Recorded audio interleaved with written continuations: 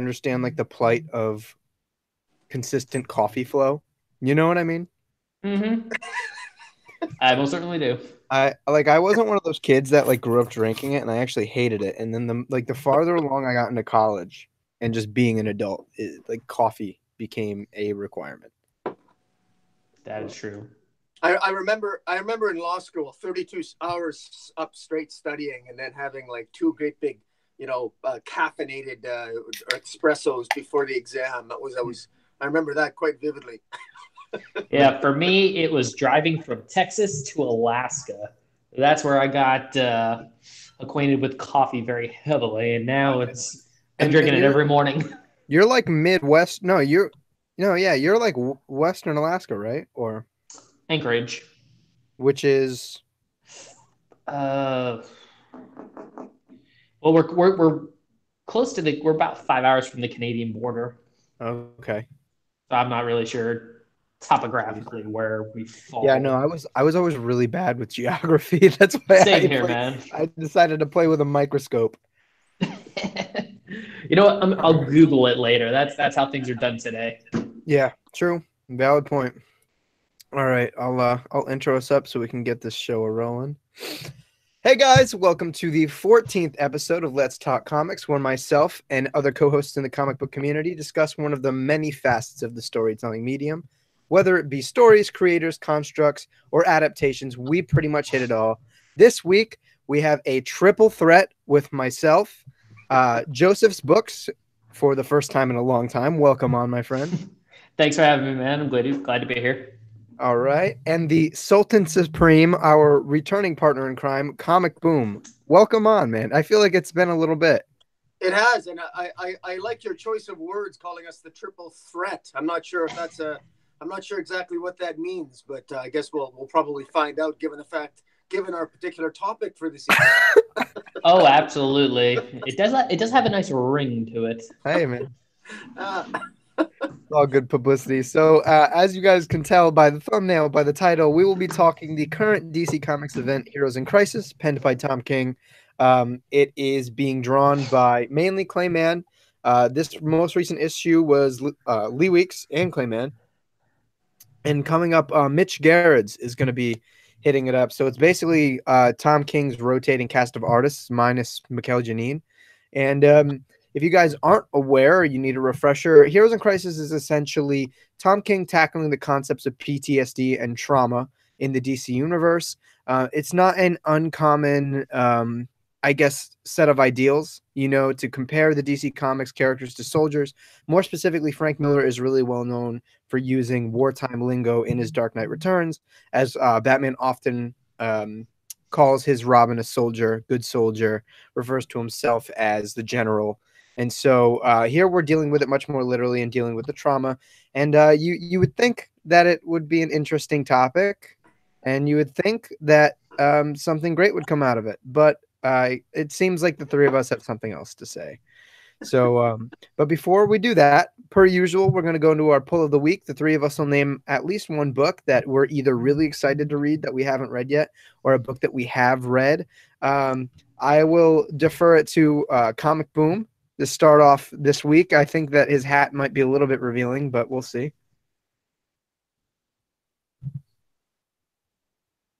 I I think we think just he's lost him. Is he frozen? I don't know if he's frozen or he just disconnected. He looks frozen. That's a good face to be frozen on. Oh, you can actually see a face. I just see his icon. Oh, I see his face. That's odd. Well, maybe while he reconnects, you can give the world your pull of the week, my friend. Absolutely. So I'm actually going to pick a book from this week, and that is the brand new Shazam book. I Mm. am a longtime Shazam fan. Like I said in my pull list video, sort of popular opinion that I assume from what some tell me is that I actually really like the new 52 version of the Shazam character, where Billy Batson was just, one of the probably the biggest jerk off kid in the world. But I found it really fun, and even prior to, I really liked the character of Shazam.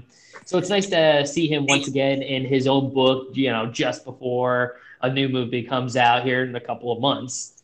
So that is definitely what I would say is my top pick for the week. No, very valid point. And now that the Sultan Supreme has returned to us, Boom, did you want to give your pull of the week this week?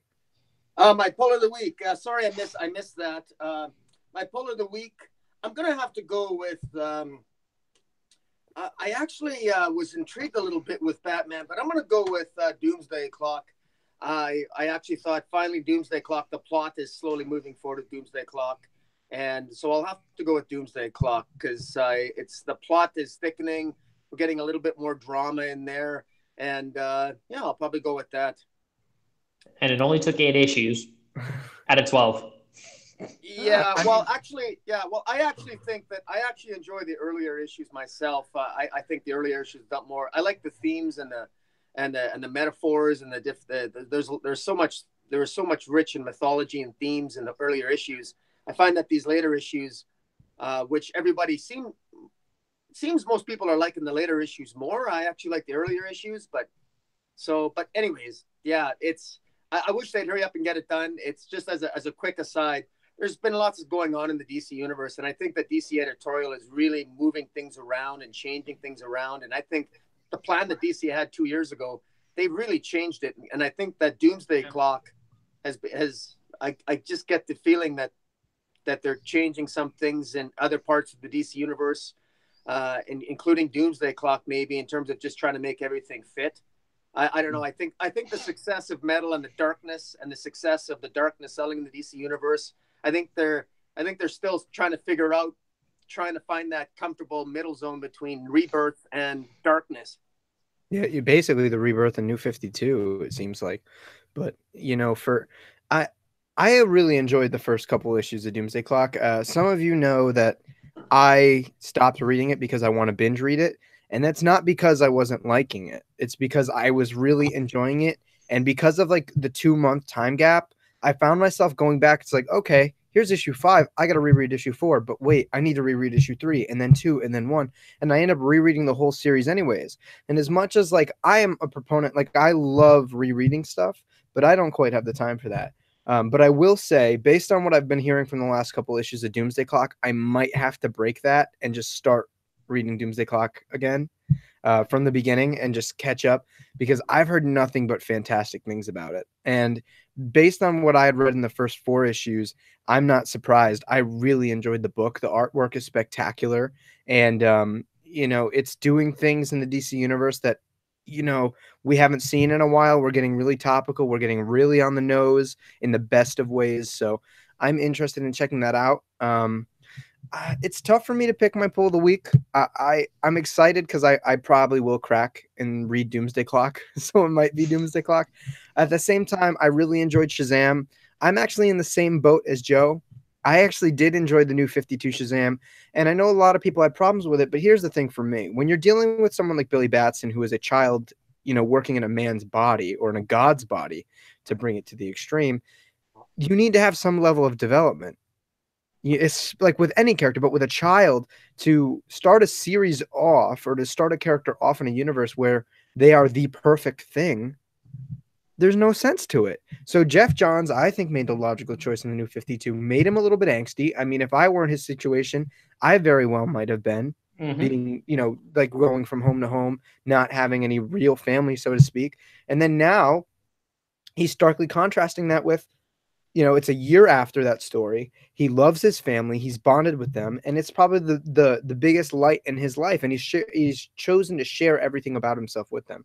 And I know some people think that it's kind of a negative on Jeff Johns that they didn't show that transition, but for me, I think it's fine. This character's been around for over 50 years, and we already know who he is, who he was. That there was some sort of transition within a year. I don't need to see everything to know what's going on. And I really enjoyed the book. The art by Dale Eagleson was fantastic. And the backup, if you guys are picking up Shazam, make sure to read that backup. I know it's really easy to disregard them, but I think it has a really, really great little story to tell. The art was cool, and I think it has bigger implications for each of the members of the Marvel family.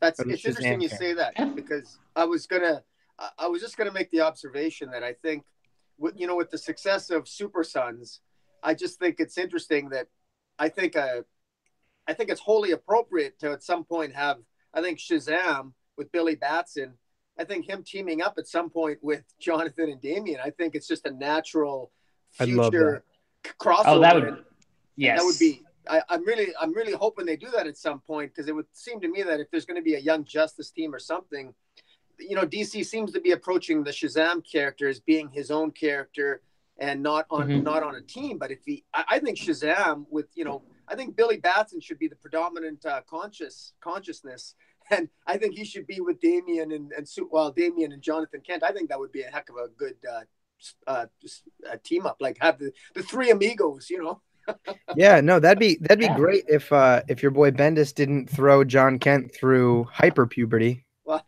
yeah. Well, I'm still hoping that after Bendis's run is done, next guy's gonna come in and be like, I'm just gonna kind of walk a few things back and reintroduce the Super Sons ongoing series, because I feel like that was such a mistake on DC's part, because that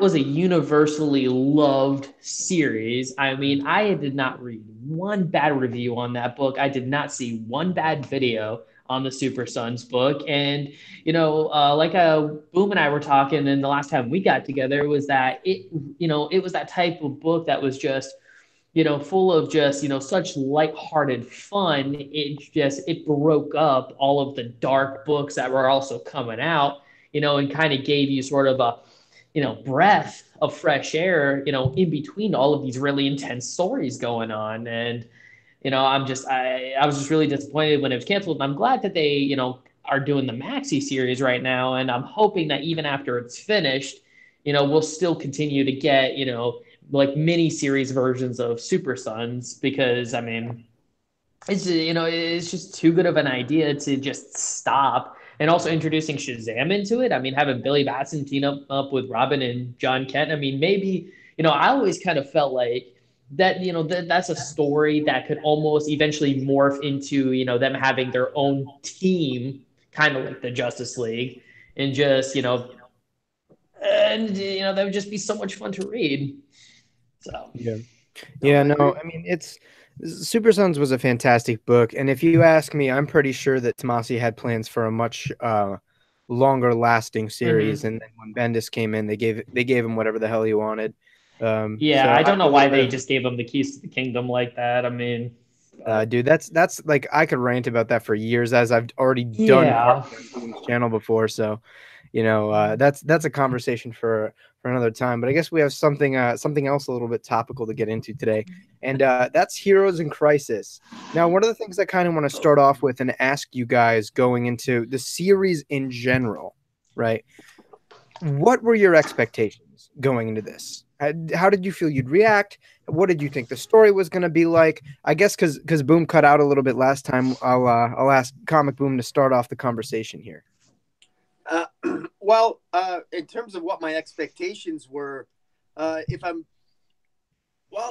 be honest, I wasn't entirely sure, because the Bloom has been off the Tom King rose for me for a while anyway. So I didn't have a great amount of expectation, other than the fact that I was expecting to have a little bit more of the treatment side.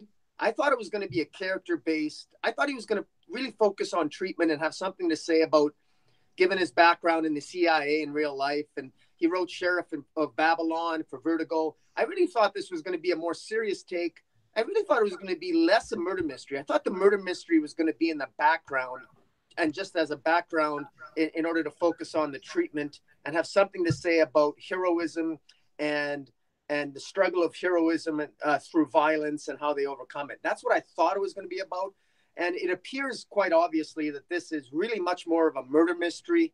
It's less about treatment. It really is far less about treatment. And in fact, that's even confirmed, by the way. Tom King confirmed in an interview that, in fact, he did visit psychiatric hospitals, but he stopped after a while, and he added 3 issues as an afterthought. And the 3 issues are the ones that tell us something about Sanctuary and the treatment, and that you can really tell that the treatment, we're going to joke about it and we're going to talk about it, but this, if this is treatment, I would, it's like I said, if this is treatment and I'm a hero, I'd rather be captured by the Legion of Doom. No, yeah, I can agree with you on that. We've talked about this a couple times, and we have someone in the chat, Emmanuel. He said he thought the same exact thing as you, with more aside of how the job, like being a superhero, can impact mental health. And yeah, that I agree with both of you. That's exactly what I thought we were getting into. But Joe, what was your preconceived notion of what this book was going to be about? Well, with me, I mean, I hadn't really thought about much about it, when it came to the announcement. But when I learned that it was going to be, like they said, it was going to get into sort of a story about superheroes with PTSD and stuff like that, I really thought it was definitely going to be more like, Boom was saying, a character study. Rather than this full blown sort of mystery that's front and center. Because when I looked at Heroes in Crisis, and I found out about Sanctuary, I thought of one of two things. Now, Crisis is going to have a double meaning in this book. We're going to be talking about internal crisis as well as external crisis. And unfortunately, I wanted the story to more focus on the internal crisis of the characters, which we got little bits and snippets of, but it really did take a back seat to what's going on with the action and the way it's presented. And I thought that the treatments were definitely going to be more geared towards helping these superheroes cope with whatever it is that they're dealing with, rather than getting eyes wide shut as their way of going with this the robes and the masks and stuff like that. Like, I mean, just from the first two issues alone, it was really tough to really pinpoint what Tom King was trying to do with this story. I mean, it's, it starts off with Superman just finding bodies all over the place of, heroes that we've read in other comic books. And, even Wally West, the Flash, who was a headliner of his own book for, a lot of the 80s, 90s, and 2000s before Barry Allen returned. And, and of course I threw my comic against the wall and wanted to burn it alive. But when that happened, and then, of course, in this current issue, when I saw how it happened, that made me just, because I screamed at the comic book. But again, overall, it really just turned out to be one of those things where, like I was saying, I was hoping it was going to be more of an internal crisis than an external crisis. But those are kind of my thoughts on it. You know what the crazy part of it is for me? There's something about like Tom King that like the internet and like IGN and all of those different sources just freaking love for no reason. Like I remember, for example, I don't know, I think you dropped off before then, but Boom, you remember that one shot where Batman was dealing with that one kid who ended up killing his parents because he was trying to emulate Bruce Wayne? Yes, I do. And was that in an annual? No, it was a regular issue. Are you talking about Hush? No. It was a different different character. No, it was in. Okay. No, it was totally in. It was in Tom King's Batman run, and before that came out, all of these different sources were hailing this as Tom King's magnum opus. That this was his Killing Joke, and I read it and I was like, "This is good, but it's not great." And then going into Heroes in Crisis, everybody was like, "This is modern day Identity Crisis." You know what the difference is? By the 5th page of Identity Crisis, I was in. By the 5th page of Heroes in Crisis, I was done. So for me, I expected the same as you guys and the same as Emmanuel in the chat. I was like, this is going to be an internal struggle for the heroes dealing with all of the trauma that's been dealt their way, right? Obviously, they almost, not to disrespect soldiers, but they deal with soldierhood in a much more elevated landscape, right? There's powers, there's probably a higher level of dealing with like psychopaths, this, that, and the other thing. And then not to mention, it being hailed as the next Identity Crisis, like we're going to get that, we're going to get a cool mystery, we're going to get this. And for me, I'm thinking, okay, Tom King has sacrificed what, three volumes of Batman just to set up Sanctuary and Heroes in Crisis. This is the thing he's building towards. This is the thing he cares about. I might not like his Batman, but maybe this is the thing that he does that I like. Because ultimately, I loved the beginning of Mr. Miracle, and the entire thing was dealing with anxiety, depression, PTSD, and a number of other mental issues. And so my logic is, okay, he's going to take that, put it in the DCU. I might not love his characterization, but if he has a great point to get across, maybe I'll like it. And then we go into this, and it's these same strategies that Tom King uses in everything. It's the 9-panel grid. We need to do 2 panels of the same image, 2 different texts. Next one, slight difference in the way they're behaving themselves or manifesting their behavior. Another 2 panels, same thing, slight difference, but those 2 are the same thing. And it's so monotonous. Like like this book really shows how much of a one-trick pony he is when it comes to this stuff. Yeah. And like, I don't hate Tom King. I've actually defended Tom King on the internet, saying like, I might not like his stuff, but he's a great writer. I just don't think he does superheroes well. Yeah, and what I think is kind of interesting is, like, you know, Tom King's using a very he's using a writing tactic that I'm not sure if he even admitted to it. I think he may have at one point, or it might have been another writer. Is that, you know, he says something, says it again, says it again, says it again until it seems deep. And it's different because if you find guys like, you know, Neil Gaiman or Frank Miller that have used similar tactics, they do it in a way that correlates with either what's going on in the panel or what's going on in the story. But Tom King kind of haphazardly did it.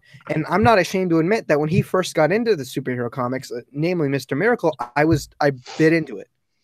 You know what I mean? I was like, this is awesome. Like, this really is deep. He has, and oftentimes I've talked to you, both of you, on a number of times, where Tom King often has a really profound point to make. And it often has these really, really, really deep emotional implications to studies of humanity, studies of people, and a number of other things. But he sacrifices everything else that's been pre-established that he doesn't flow with to get there. Yeah. I mean, Boom and I have literally like had an entire conversation on the state of the Trinity.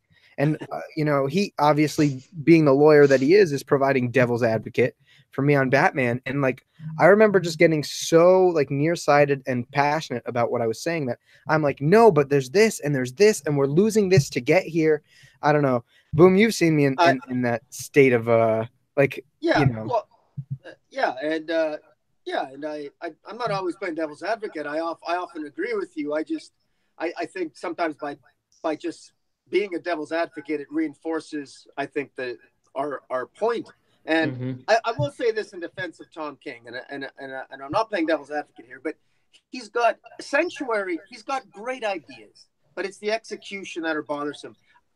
For example, we know in issue 3, we know that the concept of what Tom King was trying to get across in the writing here, in terms of these heroes, and I'll pick on Lagoon Boy, where they go into this chamber and whatever they imagine, it's part of their treatment. Whatever they imagine, in a scene with Booster Gold, the artificial intelligence psychologist basically tells Booster Gold what the purpose of the chamber is, and basically he says to Booster, you know, go where you want to go, Michael, but just be there.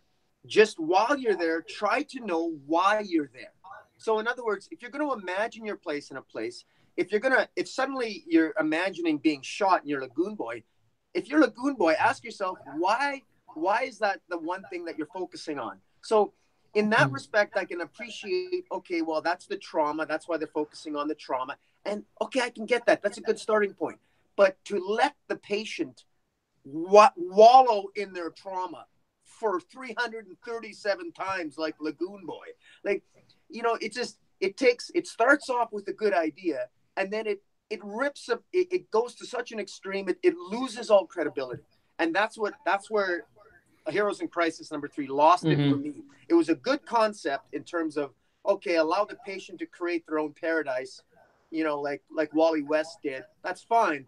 But at some point, you know, there's got to be some letting go there. And, you know, you could tell he started off good, but he never takes the therapy anywhere where it feels like, as a reader, I feel that the writer doesn't know what he's doing. But as a reader, I should feel like I'm being educated by the process that the heroes are going through. Well said. That's not how I felt. Yeah. No, and to tail off of that, the thing is, this is like this ugly and almost disfigured form of self-help.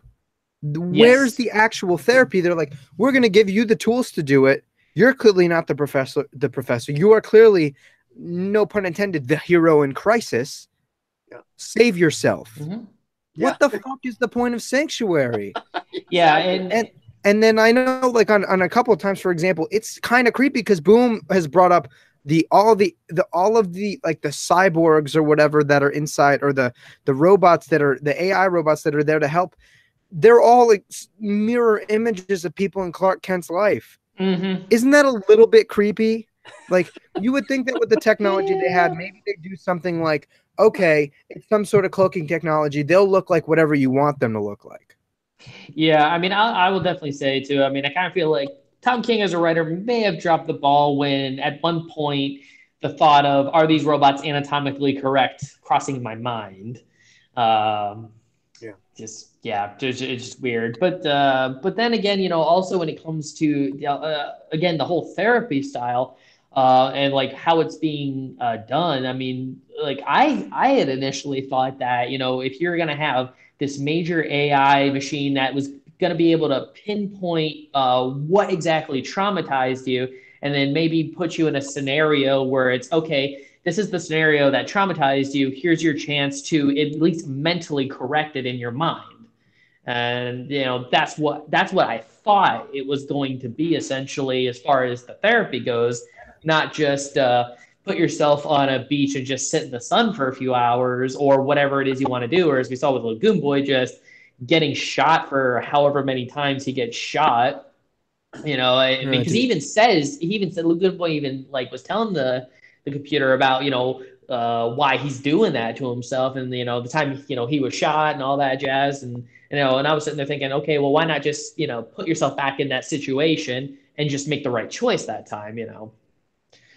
Yeah, that's just me. And you know, one of the things too, just going into this, and it was one of the big things in issue 2 that really got me to lose it is, again, I've brought up in this conversation and many times before about how Tom King 90% of the time does not get these characters, and if he does, he makes a story and molds the characters to his story. He doesn't make stories for these characters that are pre-exist, that people love, that are well established. One thing, because I know you guys talked about it a little bit, but I wanted to talk about it with you too, is Harley Quinn being the new Batman. Because apparently she has plot armor for everything, but there's literally no reason for her to have it. For those of you with spoilers that haven't read issue 2, she essentially takes down the whole Trinity without a problem, and then Superman just randomly decides not to go after her, and then Tom King has this fucking weird asphyxiation because he thinks it's charming to specifically go out of his way to say, oh, you mean your bat belt? Yeah, in my bat belt. No, there's no kryptonite in my bat belt. You know where there might be one? In my bat boot. It's like, I get it. You're making fun of this, but now it's getting stupid. It's like that kid in school that's like, hey, hey, hey, hey, hey, and won't shut up. I mean, so yeah, when and don't forget, Harley Quinn's as good as Batman. yeah, and like Superman says, don't forget that. The utmost conviction. And aside from that, it's also, okay, we're playing the Batman doesn't trust anyone thing, even though Clark was the one that gave Bruce the kryptonite. Yeah, that you know, and that was something where I kind of felt like it was out of place, because you figure at this point in time with Batman and Superman's relationship, he wouldn't need to lie. There's no reason to at this point, you know. Well, I mean, being like a big Batman guy, and I know you guys can probably speak on it too, there's always going to be something that he keeps from the Justice League, no matter how close absolutely. they are. It doesn't matter. But something as trivial as him having kryptonite in his belt, Superman knows because he gave Batman the kryptonite. Yeah, exactly. Or one would presume. The thing, just to dovetail off some of the things you're saying, there's a possibility that I'll give an example. Tom King's latest issue of Batman. A quick example, in the latest issue of Batman, there's another, Tom King once again brings up the Shakespearean poem that Penguin was saying in a previous issue, to which I highly criticized and I thought took me right out of the story. And he's actually using an entire issue, his latest issue of Batman, where Penguin is essentially explaining his understanding of the frickin' poem that took me out of the previous story. In any event, my point being is that Tom King sometimes has that habit of doing that, where, and he might be doing it in Heroes in Crisis, and that this crazy therapy, it is possible, and this might be an out, it is possible that as insane as this therapy is in Sanctuary, it might be because the artificial intelligence is doing that on purpose. It might have been something, if the AI is corrupted, then maybe there's an in-story explanation for this therapy, so that might be an out for Tom King. But so I mean, I suppose that's a possibility, but I don't know. My gut tells me that's probably not the case, but who knows? I mean, with Tom King, it's hard to tell, because I think that, again, it's possible that what you're saying is true, and that to some degree, some of the stuff that's happening is a little bit of a red herring. Like, but either way, I think it's lazy, So either A, right, Harley Quinn beats the Trinity, and she kills Wally West with a hammer, and she manages to kill everybody in Sanctuary, which is fucking stupid. Or B, something along the lines of they're all still in some sort of massive AI therapy session, and they're not aware of it. It's the Matrix. Okay. That's lazy. They're all trapped in Mr. Miracle's mind. Oh, dude, Darkside freaking is, man. Like, but like, even if that's the case, it's lazy writing. So what? We go into 3 issues of this book already, and none of it fucking matters. Like, what are you gonna do? It's Brainiac or some shit, or whoever you want to be, or Harley hacked the computers and she's like playing a game or something. It's like, but he has and the thing that leads me to believe that it might not be the AI thing is because he's done stuff like this in Batman. For example, in the arc Everybody Loves Ivy, again, that was a setup arc for Heroes in Crisis. Batman lets a poison ivy controlled Superman literally kill him, and somehow trusts that Ivy will use Harley Quinn, who's a psychiatrist, by the way, and not a neurosurgeon, save him. Has your entire Batman run been a fucking simulation too? Like, and I don't know what it is. Argue that. If it's fan service or what, like, at this point though, I'm so out of it that I don't even care. Like, I don't have faith in the series. And then when they tack on another 3 issues, I don't know if it's Tom King, I don't know if it's Dan DiDio, because everyone loves to hate Dan DiDio. I don't know, and I don't care, because like what they're doing here, like, it's so dragged out. And I've talked to both of you about how issue 3 should have been issue 1. Yes, pacing wise. Definitely. Like, I spent what? Is it a $4 or $5 book? I've spent anywhere between $12 to $15. I think it's either $3.99 or $4.99. I can't remember. Yeah. Wait, Boom, you have the book on you? Yeah. Sorry. Yeah. I do. It's $3.99. Issue 3 is $3.99. Yeah. So it's like I've spent $12 on this book, and I wasted my time in New York to get the first issue signed by Tom King. By the way, for those of you watching, I'm probably going to give it away because I don't want it anymore. It's, again, I went into this feeling somewhat positive, even after, everything that I've suffered reading my favorite character dive down the toilet. Yeah. And so, it's easy for a lot of people to say, oh, you went into this hating Tom King. I did not go into this hating Tom King. I actually went into this thinking that we were going to get something decent, because this is the thing that he sacrificed a bunch of other things to get to this point.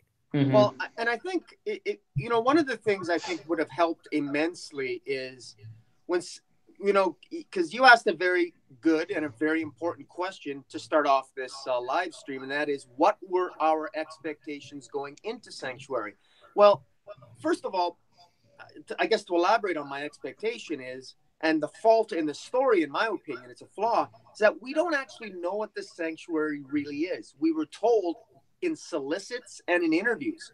And so to open that first issue right away, and all we saw was it looked like the old Kent farm, and it was a murder scene. We don't even know what the Sanctuary is yet. What we know more about the Sanctuary through the advertisements than the first issue told us, quite frankly. We just think how much better this story would be if we'd have spent the first 3 issues literally watching some of the patients go through their therapy so that we can empathize with them. Mm-hmm. We can watch their progress as patients. We get to know some B and C list characters and begin to care for them. And then wham, on the 4th issue, wipe out a lot of them. Have that scene with Lagoon Boy being shot. It might be more poignant then. But the way this story has been structured so far in the first 3 issues, it's stripped us of that type of ability to empathize with what's occurred. And I get this impression that Tom King wants us to focus on the murder mystery. And to be honest with you, I'm really more interested in the treatment. I really don't care who killed the. It's almost. I know that sounds crazy, but I don't care if it was Harley. I know it's not Harley Quinn. I know it's not Booster Gold. It's somebody else. But I actually find myself not really caring. I was more interested in watching to see what the treatment was. I agree. No, and the sad part is too, even when he's pursuing this whole murder mystery that we're supposed to be interested in, he's completely I feel like I should swear less, but I'll try to limit myself. Even so, he is completely shitting on these characters. I mean, again, going back to Harley beating the League and then making Batman distrustful, one of the things that I was just kind of veering through issue 2, if Batman's so distrustful of everybody still, why did he get on camera and take his cowl off and kind of pull himself through a sanctuary therapy session? If he couldn't, like, he'll do that, but for some reason, Wonder Woman and Superman don't know that he has kryptonite in his belt. And also, somehow it's really fucking easy for Harley Quinn to open his belt, even though other comics have shown on multiple occasions that getting through Batman's belt without him is almost impossible. And it's like, also, I get like the point you're trying to drive home that like Wonder Woman is almost this like maternal sense of love. But like when she goes up and lets Harley Quinn hug her and Harley Quinn takes the lasso of truth, you're telling me you're not the least bit skeptical when a psychopath who is a suspect for mass murder comes up to you and tries to hug you? You're not at all suspicious. At all. Somebody who can move almost as fast as Superman couldn't do anything about it. Well, I mean, she did take out the fastest man alive, not a fastest man alive, but it was well established that Wally West is the fastest man alive and still managed to get by him and knock him in the head. Yeah, but Comic Joe, I'm sure this has to offend you. You realize that Tom King has no respect for the Flashes, because remember, Catwoman took out not just 1 or 2, but all 3 Flashes in the pages of Batman. Catwoman took all 3 of them out, and that was in that Poison Ivy arc. She didn't happen. Took them all out. Didn't happen. Nope. I refuse to acknowledge that as fact.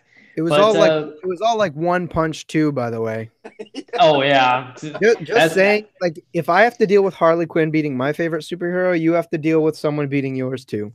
Yeah, I choose to ignore it, but and boom, I just kind of want to springboard off what you were saying when it comes to the structure of the story too, because I was even talking to Dark Knight here just before the stream was going, and it kind of seems like what Tom King wants to do is like he was attempting to do something sort of like like the movie Memento, where he's like kind of starting after the fact and wants to kind of circle his way back in. But the biggest difference between like say a movie structured like that or a story structured like that, and then how Tom King's doing it is one is being done as an artistic style in a sense, and Tom King seems to be setting it up that way out of just pure shock value, to just start the story with all of these characters dead, just to watch us, one by one be like, yeah. But again, a story like this really would have benefited more if it started at the beginning. We had seen at least 3, maybe if you wanted to do 6 issues, at least the first 3 issues, half of this story should have been the treatment, with then some of the murders taking place at the end of issue 3. Then we get into the murder mystery portion of it, because there is definitely something lost in the way the story is structured and the way that the story is paced. Because when it came to this issue, and I opened it up and I was like, oh, it's Wally, it's Lagoon Boy, it's this character, that character, Booster Gold, and I'm just like, okay, I already know these characters are going to die, so it's no surprise to me. Yeah. And like you were saying, I don't care. I mean, even when comes to my favorite character in the DC universe, I knew it was coming. I mean, I didn't know how it was coming, but I knew it was coming, and I had already emotionally separated myself from it, so that yeah, boom.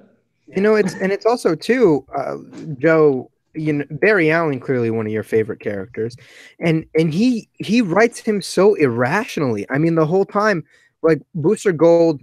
This is a problem in and of itself. That Booster Gold is the one that goes to tell him that Wally's dead. He just immediately comes to, "What did you do?" and Yep. rips him a new one. You're telling me Barry Allen, who was in Blackest Night, essentially the embodiment of hope, is one of probably the most rational characters in all of the DC universe, on the split of a dime. And I get it, like this is a traumatic experience, but your first thing is, what did you do? This was like, for me, I saw this as drama for the sake of drama. Again, taking a character who would not act like this and who has really never acted like this in any consistent basis, and mold that character to fit your story. Yeah, absolutely. Because, I mean, Barry Allen, he is by trade a CSI. He grounds himself and builds himself on logic, and that's always been the thing with his Flash, is that he does look at things, more logically and such like that. Whereas Wally, he just has fun with the power, like, and that's why Barry has always said that, Barry's always studied the Speed Force, but Wally's just enjoyed the Speed Force. And just to have Barry kind of zip off, Booster goes in there, then Barry comes back, maybe, he looked at the crime scene, saw maybe Booster Gold, I don't know, had something to do with it, and just punches him.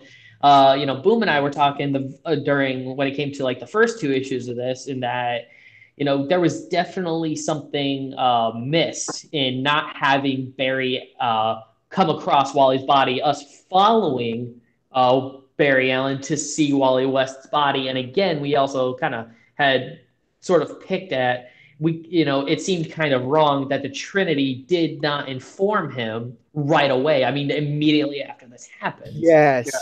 And it's, just building on what you're saying, Joe, that's what's so disappointing about this, is that in a series that should be all about character, in fact, more about character than any other series, we are stripped of all those character moments that we would think would be the most obvious character moments, especially Barry Allen's reaction that Wally is dead. I mean, there should have been a scene there with Barry holding a dead Wally West in his. Would have made an amazing sequence. Exactly. It also would have been. It could have been done in microseconds. It could have been done in between milliseconds, but show it. But none of that was shown. Instead, we're getting long conversations between Harley and Booster. Why? Instead, we're getting we don't even know if they're real, or we get long scenes of showing the the robots greeting Booster Gold when he first approaches Sanctuary. Why? Like, it's like, it just seems to me that all the wrong scenes are being shown here. And I realize, look, we're playing script doctor, and I hate when some reviewers do that, because you could say to me right now, well, Rocky, you're not the writer. You're not the, quit being script doctor. We got to review the scenes that we're given.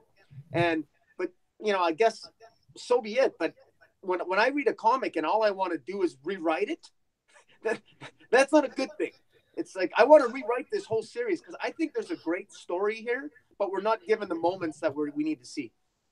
No, I 100% agree with you. And in a story that you would conceive to think that it would focus on character, when the characters are wrong, what the hell else do you have? Because I've had conversations with both of you where, like, I get very specific when it comes to characterization, even down to dialogue. Dialogue can really get to me, but this is past dialogue here. The issues are totally, I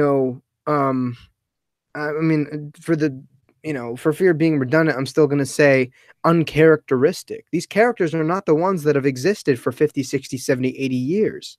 And when, again, like what Boom was saying, when you have a story that should be cemented on all of the trauma that they've gone through in the last however many years that this is, this continuity has technically existed, and we're focusing on this menial mystery that, frankly, I don't care about, that Boom clearly doesn't care about. Joe, you don't seem to care about it either. And we're spending time not only following this goose hunt, but you're fucking the one thing that this story is supposed to be about. The characters are screwed. This is not my Batman. You know what I mean? This is probably not Comic Boom Superman. I know we've talked about how he handles everything like an actual soldier. He flies upon Sanctuary with this mass murder. Confirmed.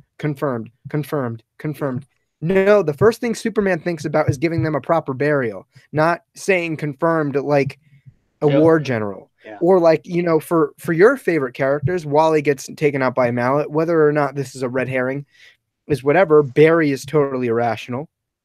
And he spends too much time in his writing focusing on the irrationality that arises from trauma and not how to actually overcome it or not how to deal with it. And again, mentioning his Batman on a side chance, it's been 10 issues, since the wedding. And at the end of the first arc, you think that Batman seemingly has a little bit of a hold on his emotions and understands that he's acting out irrationally. And what's he doing this latest arc? He fucking decks Gordon out of nowhere. And it's like, that is a consistent flaw in his writing. I understand you have a point to make, Tom King. You're an intelligent human being. I've seen that in your writing. I've seen it in the way you carry yourself. You're probably much smarter than I am. But you know what? You're writing these stories that just don't make sense, frankly, because you have something you want to say.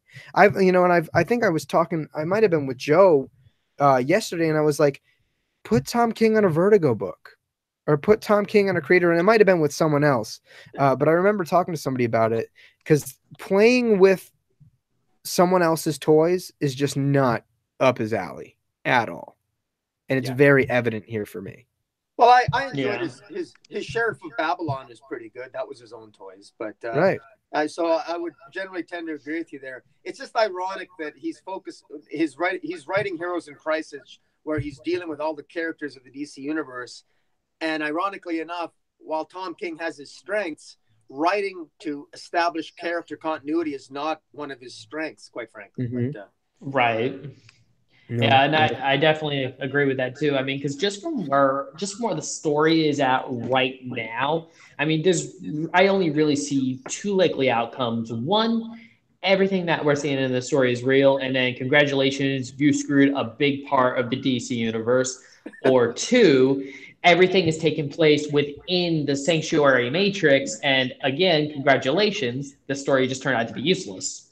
Yeah. No, yeah. And you know what? Another thing I was thinking about too is we've talked about the way he handles the Trinity. And this next character I want to bring up is a big part of the story. He's been a central focus in one of his Batman arcs. He writes Booster like an absolute idiot. Like, just because this character isn't A-list doesn't mean that you should totally disregard all of the pre-established continuity or the pre-established character that's been built up. I mean, Jesus, man, if I was Dan Jurgens, I would be popping off loafs in my pants every time I see an issue with Tom King and Booster Gold. Well, I'm going to give sorry, Joe, go ahead. Oh, okay, yeah, no, I mean, I was just going to add on to it, and yeah, I agree with you because, I mean, it was weird to have heard and seen Booster Gold in that manner in Batman when, just not that long ago, Dan Jurgens was writing Booster Gold in the Superman books. They had that arc there, and that was amazing. Like, I really liked how Booster Gold was incorporated. I loved his character. I loved the story that they were telling with him. And it wasn't even, to me, it was not even the same character. Well, and I agree with you. I'm critical of how Tom King's written Booster Gold as well. However, I will say this.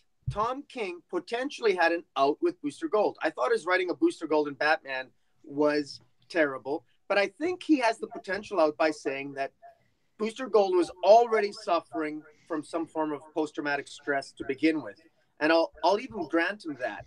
But what Heroes in Crisis is missing, it's missing the normal guy or the normal person to juxtapose against all these PTSD patients. Like somebody, like at least the one thing he did right, I think it was in the first or the second issue of Heroes in Crisis.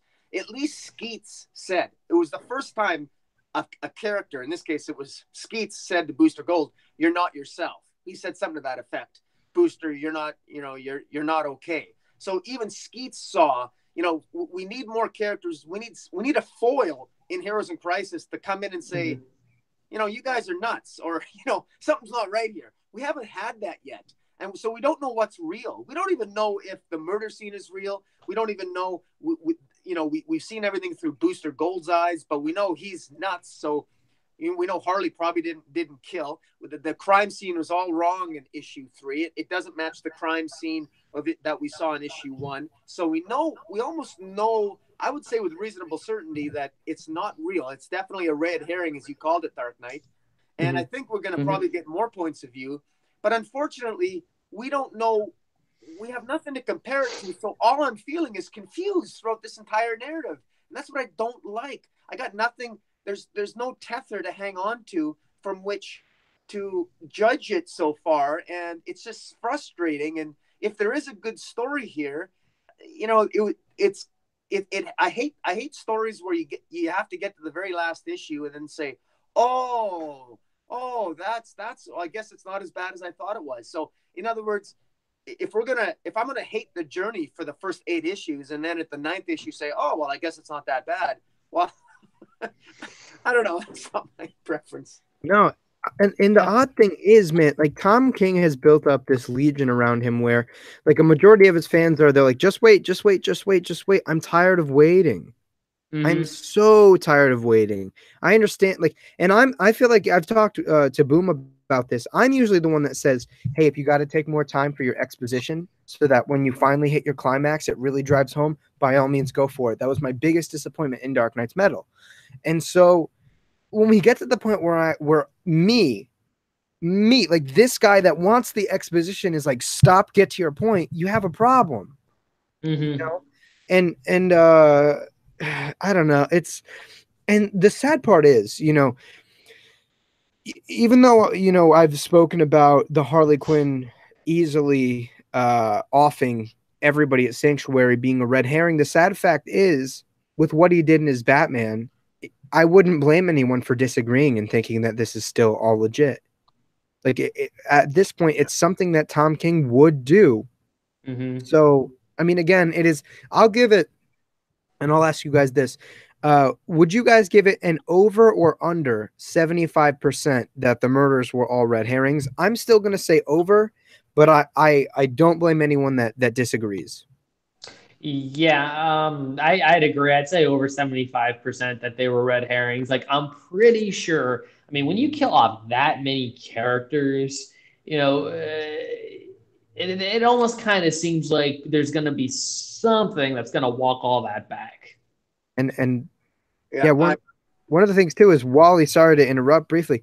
Wally is one of the most powerful characters in the DC universe. You're telling me the crack of a hammer over a head when he's taken, God, I couldn't even begin to explain the amount of physical trauma that guy's taken.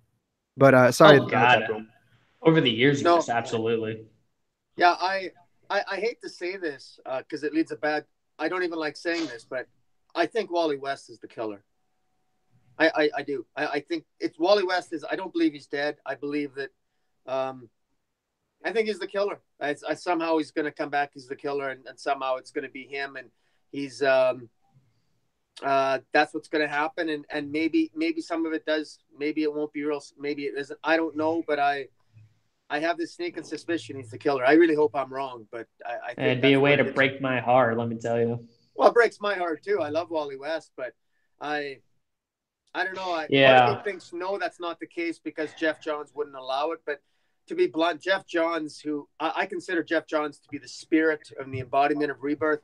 Whatever editorial decisions they've been making at DC, I think Jeff Johns has been losing most of those arguments. And don't get me wrong, I'm enjoying some of the darkness. I enjoyed Witching Hour. I enjoy, Crowded Earth wasn't bad. Metal had its moments, okay. But, at the end of the day, with all the delays in Doomsday Clock, Shazam coming out, that's a little bit of hope and rebirth there. But I don't know. I don't know. I honestly don't know what the hell to expect. I have no idea what the point of Heroes in Crisis is anymore because it can't be about treatment because God forbid you're somebody who's got a problem I think the guys at Weird Science DC, they were talking about, can you imagine having a chronic masturbation problem and you go into Sanctuary? You'd be in heaven.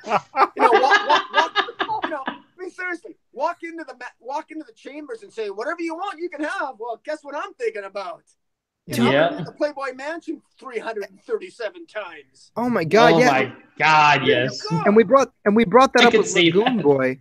You know what? Another huge flaw is, like, if this is supposed to be treatment and this entire thing isn't a simulation, you're letting Wally be so self-indulgent that it's probably doing him more harm than good. Exactly. You know what I mean? Like, how in high school, like, you break up with a girl, you're upset about it, or she breaks up with you, and like the more you indulge yourself in that, the worse it gets. But like, more than that, this guy lost his family. So you're letting this guy, like, if this is treatment, again, just before people are like, hey, but it's a simulation. If it's not a simulation, and that's the case.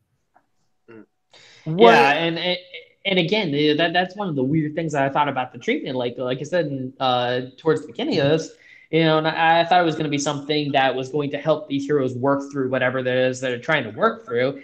And instead, letting them have whatever they want, is almost going to put them in a situation where, you could even tell that, Wally, basically, he preferred to live in the fantasy world rather than the real world at that point.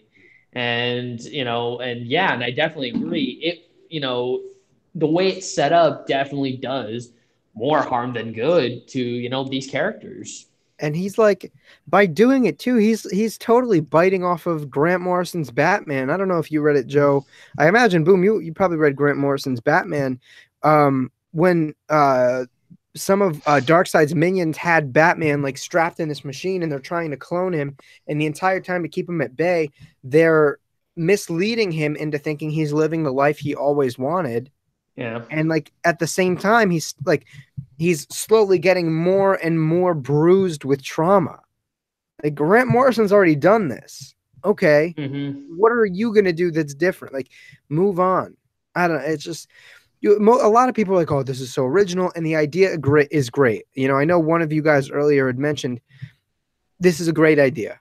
Exploring the trauma and PTSD of the DC universe. These characters are effectively soldiers for good, and have to tackle with, a number of different personal dilemmas, whether it's doing the right thing versus doing what you feel like doing, internal justice versus external justice, and a number of other things.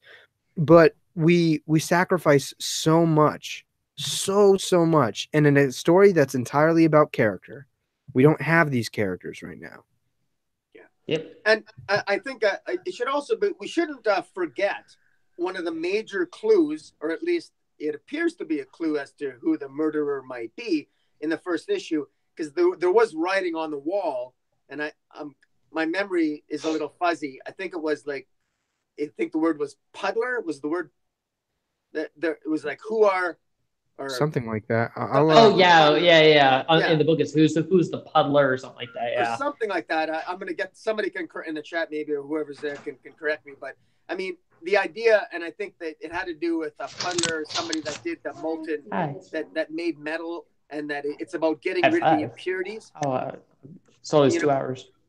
And so if you're getting rid of the impurities, if the idea is that whoever's doing all this killing, they wanted to eliminate some of the impurities or maybe some of the defects of all these heroes, there are hints of a potential motive there, but not necessarily the identity of the killer. And you know what the sad part is? If you're correct, like, that idea is a great idea, but it's so muddled down with all of this other, exactly, unnecessary garbage. Dude, as far as I'm concerned, man, if I were publisher or chief creative officer, you can write this book, Boom. Like, it'll, no matter what happens, it still turns out better than what Tom King's doing. But and the sad fact is, the fact of the matter is, like, the raging Tom King fans are going to be the ones that at the end of the book, if that is indeed true, and we find this out end of issue 8 or sometime in issue 9, they're all going to be like, but see, all this bullshit makes sense, or like or it justifies the bullshit. And it's like, no, it does not. Because at the end of the day, we had to we literally had to be Batman trudging through miles and miles of snow to get to a fucking cabin. Like it's the same logic, and like he has no consistency of character progression.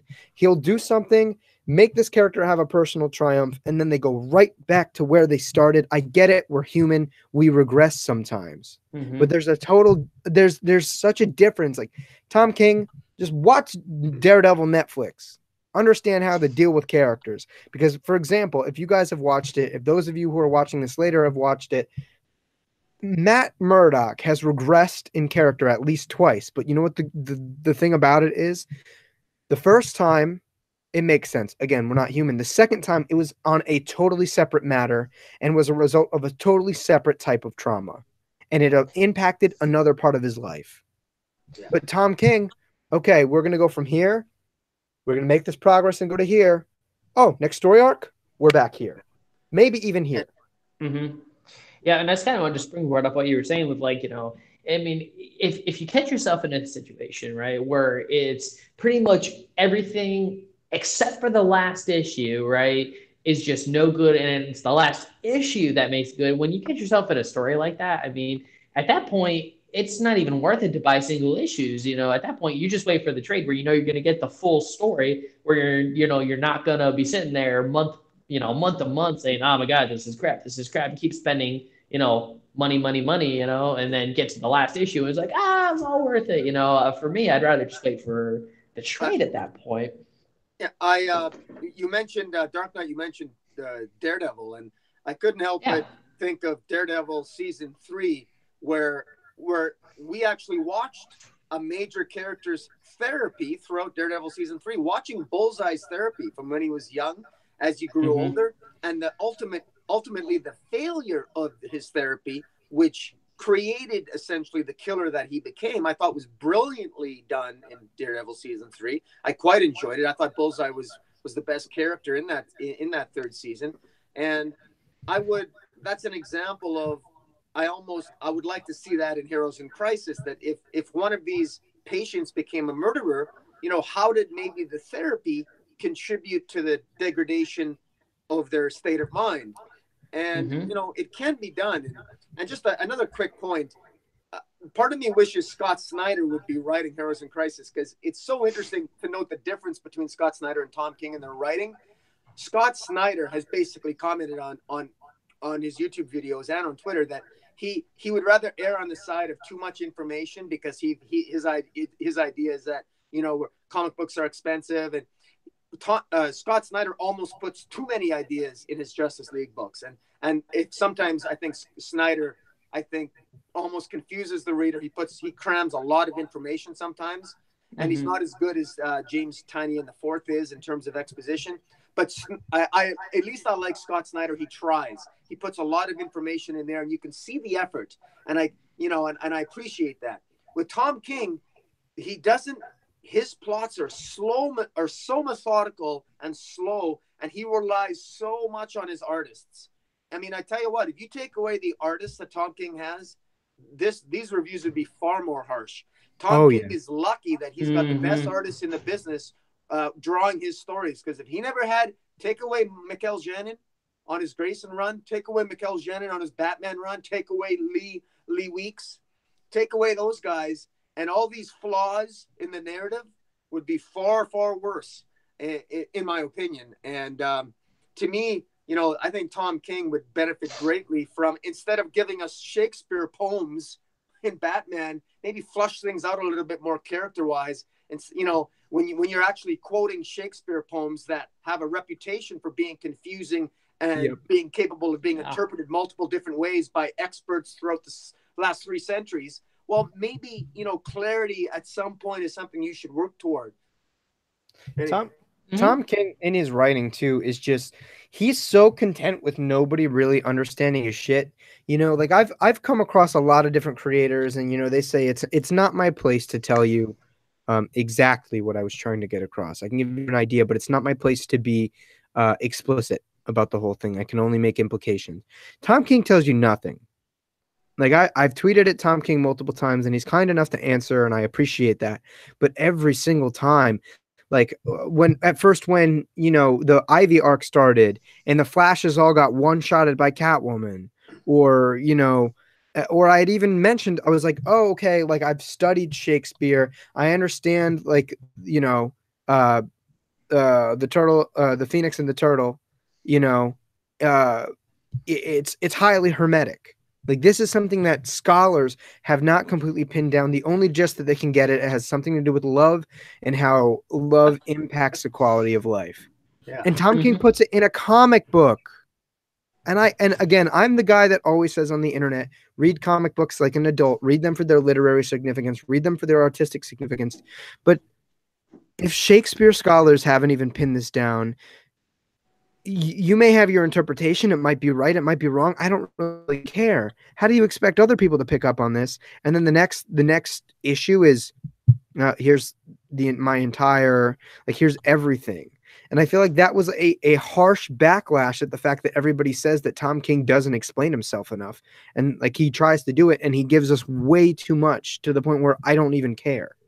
And I feel like that, I'm interested to see whether or not that's going to be consistent by the end of Heroes in Crisis, and that either A, he's not going to tell us anything, we're going to have to make a shit ton of assumptions on our own, and the internet's going to go crazy, or last minute, he literally dumps it all on us, and we're here picking up the pieces.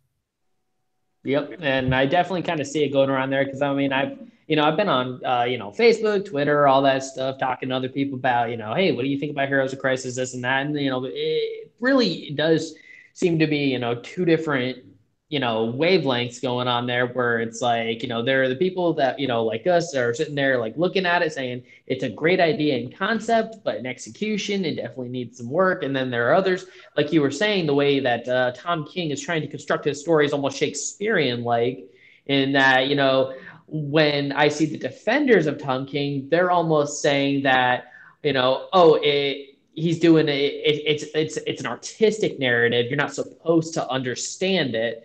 And then, I'm sitting there saying, but if I don't understand it, how am I supposed to enjoy it?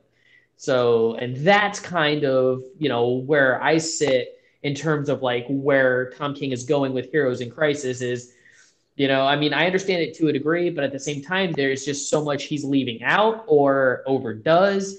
And it's just a jumbled up mess, I mean, the pacing's off, the story's just weird. And I mean, I don't even think a single issue in the finale can salvage it, in my opinion.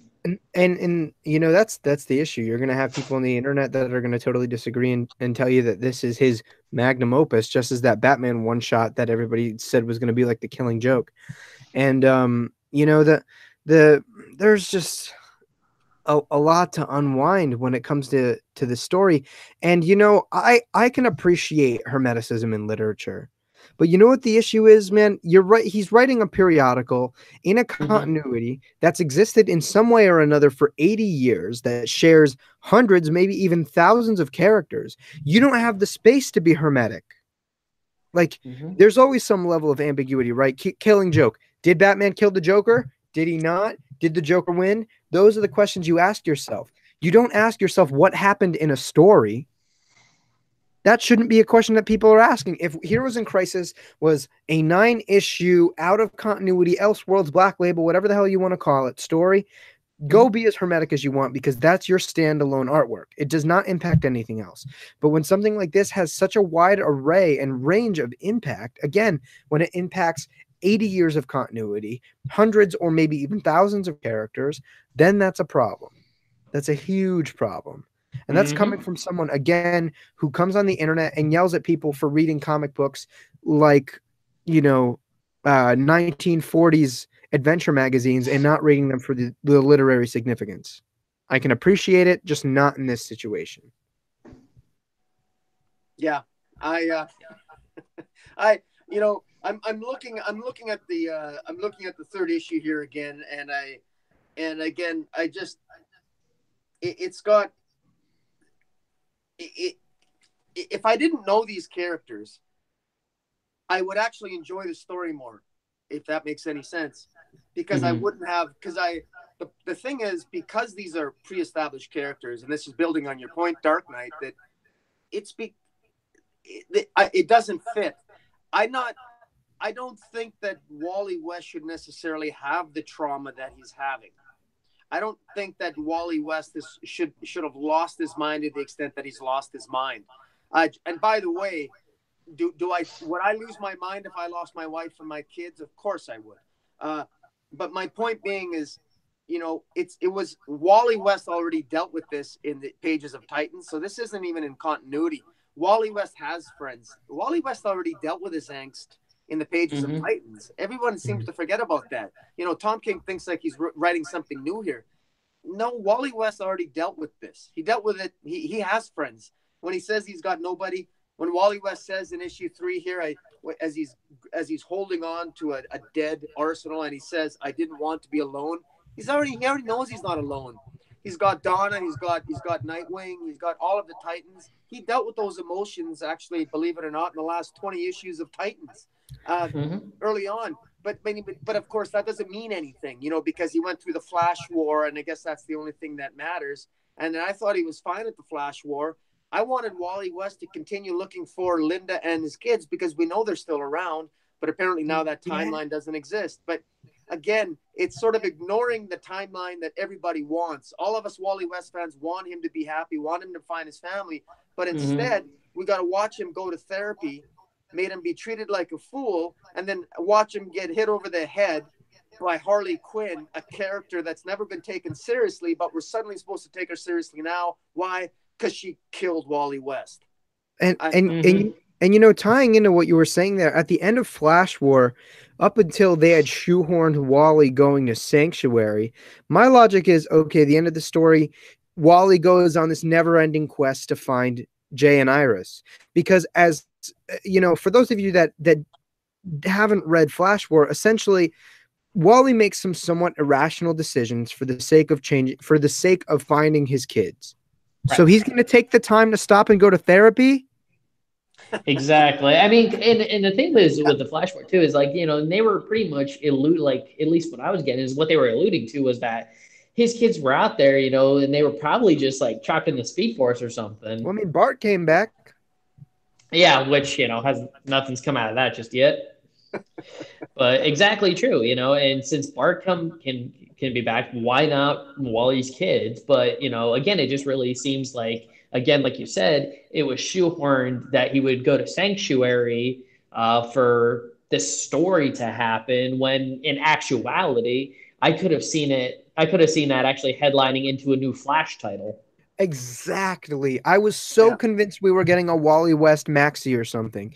And then he gets shoehorned into Sanctuary. Again, out of all of the irrational decisions, out of all of the world-breaking decisions he makes in Flash War, because he's so convicted in saving his kids, he decides to stop and go to therapy. Yeah. And it not only that, to build on it, they got if the Trinity has half a brain, and if any one of them is actually connecting the dots, they should believe Wally West. Because they should believe him that his family are still around. Why do they think Wally West needs therapy? And this has not been answered. Everyone is why would they take him to Sanctuary? What does Batman, Wonder Woman, and Superman? Why do they think Wally West needs therapy? His wife and kids are still around. They have to know there was a crisis. Batman's in the middle of Doomsday Clock. So I know Doomsday Clock is 8 months ahead, but still, just connect the dots here in terms of the timeline. Something is amiss in the timeline. They know that things are a little bit off. We had the events of Rebirth.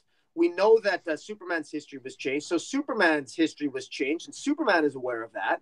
Batman's history has changed. Batman had the Flashpoint Paradox. He experienced that. And he got the letter from his father from the Flashpoint Paradox universe. Wally West had a lot to do with that. I mean, so why would you think Wally needs therapy? In fact, we could come up with a convincing argument that the only sane person in the DC universe is Wally West, and they're sending him to Sanctuary. Yeah, and then also to kind of add on to that, it's not just the fact he's in therapy, but it's how he's dealing with the therapy. Is he's sitting there in this world that he created, that Sanctuary helped create for him, where he's got his wife and kids, but again, his wife and kids are out there in the real world.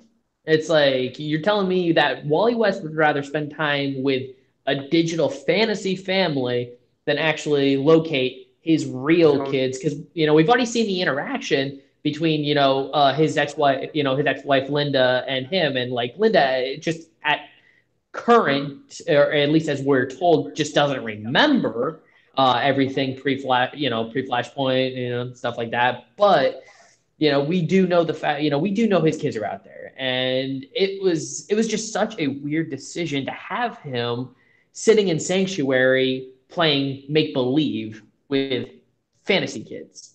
yeah, and no, it's 100%, man. Like they're just boning these characters, and the only thing that I can think of that might be happening, like in terms of the simulation, I think somehow every one of the characters that we followed at some way narratively is under a different simulation that somebody else killed them. The only thing I can think of is Harley's under a different simulation than Booster in their heads, but like when they see each other, they both legitimately think that the other person killed everybody in Sanctuary. Right. Because they're both experiencing different realities or something like that. But like even if that's the case, man, like these characters are being dragged through the mud, and it's like you pick them up and you dust them off and you think it's okay. Well, Dude, I mean, on Dark Knight, you realize that if we take what we're speculating about, if we take it to its natural conclusion, it's quite possible that Harley Quinn never defeated the Trinity in issue 2. That just might be a figment of Harley's therapy in the chamber. We don't know what we've seen is real or not. And that's the problem. And that's one of the issues I have with the writing. And this is what I mean, that there's no tether. Like there's no tether we have to what is exactly real or not. Like, right. Look, when, it worked in Mr. Miracle. At least it did for me. With Mr. Miracle, right from issue 1, we knew from issue 1 that it was possible. Tom King played his hand immediately from issue 1 that the possibility was there that the whole series is going to be a dream. In fact, most people predicted, I predicted it, lots of people predicted the same thing, that it was all a figment of his imagination. And that's certainly one interpretation of the series. So that's a different story. But this is different. This was advertised different. This was built up to be, is this a murder mystery? Is this therapy? What is this? This is like, ironically enough, this whole story is as schizophrenic as your worst patient when you think about it. It's almost 100%. ironic. But, and again, the one of the, like you were saying, and I agree that if we are going to coincide with the belief that this is some sort of simulation and that none of this really is happening, there is no grounding. We have nothing that says really anything, and we are wasting time 3 books in with no real inkling, right, of a feeling. I think that like us saying that this is a simulation is us giving like almost illogically giving Tom King an out, because we want that to happen, because if he doesn't, it just shows that he has no fucking clue what he's doing.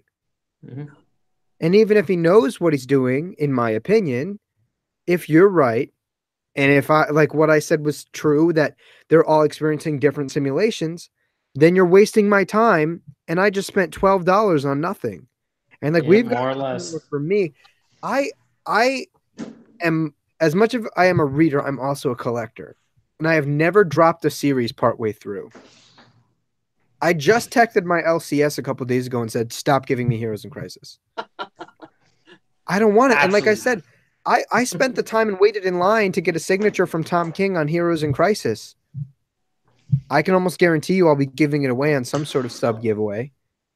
Yeah, like, and it's funny that you mentioned, because when you talk about even the variant covers, it's another thing that bothers me. And I'm not talking about, I don't mind variant covers, they have their place, but even the variant covers for this series, I don't quite understand the point. I don't see what Wonder Woman snapping Maxwell Lord's neck has to do with Sanctuary. Look, I read that entire storyline. It didn't bother Wonder Woman in the slightest. And you know what? The worst part about it was the Justice League versus Suicide pretty much said that it didn't happen. That has not happened. So not only are you like, Tom King is not only contradicting a book in the DC universe, you're contradicting another major event book in the DC universe. Yeah, well, not only that, like Gotta love it. When you But think about it, when Batman was had his back broken by Bane, which was another variant cover, he never had therapy for it. He was cured. Actually, he had a Deus Ex Machina. He had a character cure him through some sort of quasi magical abilities to kind of heal his back. So even that doesn't make a lot of sense. This is all sort of a twisted reinterpretation of DC history, which, you know, I guess new readers aren't going to know it. They're just going to see, oh, that's a crisis situation. That's why it's on the cover. But it's, I don't know. I guess I'm old school, but to me, it's almost like a little bit of cheap propaganda, sort of a rewriting of DC history in a kind of a corny way. But anyway, I'm nitpicking, but. Yeah, but hey, listen, guys. So I'm at school right now, and I am about to lose this room in a couple of minutes, so I got to start packing up. But I just want to say, hey, thanks for having me on, and good talk, guys. Yeah, no, yeah. I just want to say to everyone, you know, Comic Joe, congratulations on being a father, and thank you. You know, check out Comic Joe's channel, because especially what's your kid's name again? Olivia. Should have been Iris. Yeah, she wouldn't go for it. No, I can only echo those sentiments. Joe, thanks, man. It's been a blast having you on. It's definitely been a little while that since we've gotten to have this live discussion. If you guys aren't already, go follow him on Twitter at Joseph's Books. Throw him a congratulations, man. Like Boom had said, he just had a beautiful baby girl, and he's doing a hell of a job being the best dad he can. So go let him know. Also, go follow him on YouTube, link in the description below. You can watch his pull list videos every week, and he's more consistent on YouTube than I've ever been. So make sure you go check him out. But thanks for joining us, man. Yep, not a problem. I just wanted to throw in too, you know, for anyone else that's watching, if you really like this discussion on Heroes in Crisis, Boom and I did have our own just a few weeks back, and you can go check that out as well if you want some recaps on issue 1 and 2. So again, yeah, thanks for having me on, everyone, and hey, good luck on the rest of this conversation. I'm going to be listening to it on the car as I drive home. All right, brother. You have a great rest of your night. All right, you too, bud. See you later, man. Yep. Bye. But Boom, what do you remember or just restate what you had just said? I had something in mind, but he looked like he was ready to go, so I didn't want to say anything yet. You're asking me to restate what I just said. I'm not sure if I recall specifically what I just said. I'm drinking Vanilla Crown Royal right now because I'm a Comic Boom in crisis. You are. The only thing I can promise about Comic Boom in crisis is that I'm written better than Heroes in Crisis. Hey, man, I'm far more interesting. You're well composed. You're very well composed for Comic Boom in crisis. That should be your next bit of channel art. Yeah. Oh man. But you know, when it comes to this story, the sad part is it's another one of those things where the idea is great and it's just not like, I feel like what's going to end up happening with Heroes in Crisis is it's going to be one of those things that people ultimately forget about. Somebody 15, 20 years down the line has a similar idea, executes it better. They get all the recognition for the idea, and it's Tom King's fault because he couldn't execute his own idea. Someone you know how they say in like storytelling and in comics, there are no more original ideas. Someone will eventually take this, run with it, and do it better than King did. Yeah, I you know, let me make a prediction. I think this is such a great idea, and you know, Tom King deserves credit for coming up with this idea. And you know, just because I don't like the way he's executing it doesn't mean it's not a great idea. But to me, I think it would be a great story idea. Imagine having all these screwed up patients, former heroes. You know, they're suffering from post-traumatic stress. They're in sanctuary. There's a crisis, but all the normal heroes that are psychologically healthy, they're off the playing field. The Earth needs to be saved, and the only thing that can save the planet is a bunch of screwed up patients in sanctuary. To me, I know that may sound cliche, but that's a story I can get behind. You know, the fate of the world depends on a couple of PTSD patients. That's kind of interesting, you know. follow them through their therapy and then follow them through an actual world crisis. So you got the internal crisis within the sanctuary, and then they're forced to confront the real world and save the world outside of sanctuary. I think there's so much potential here, and the way this is starting off, it's just such a narrative mess right now that I just think this is such a squandered opportunity. No, I totally agree.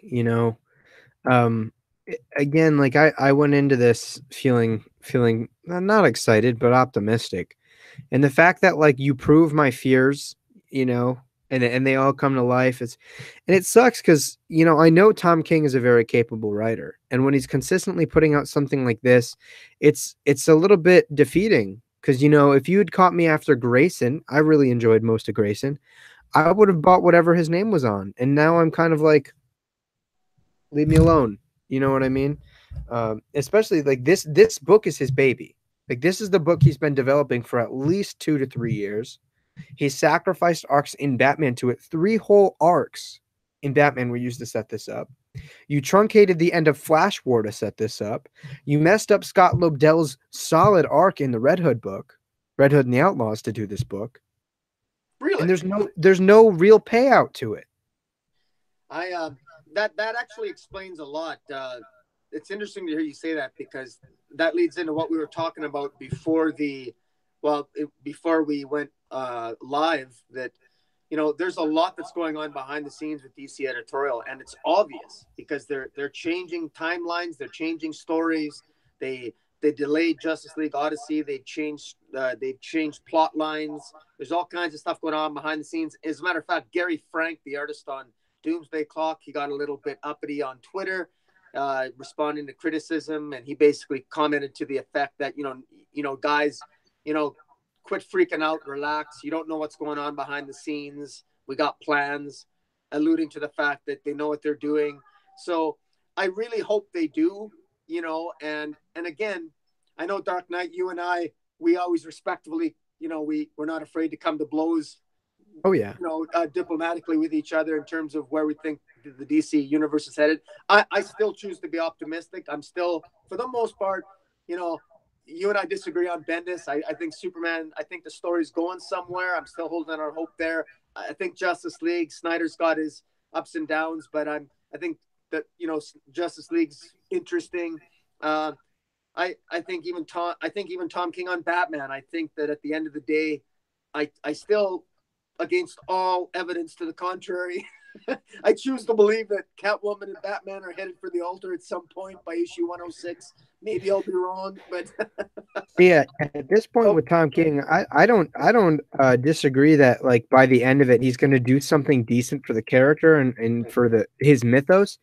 But if I have to spend 30, 40, 50, $60 just to get to that one thing and suffer through mediocre story, it's not worth it for me.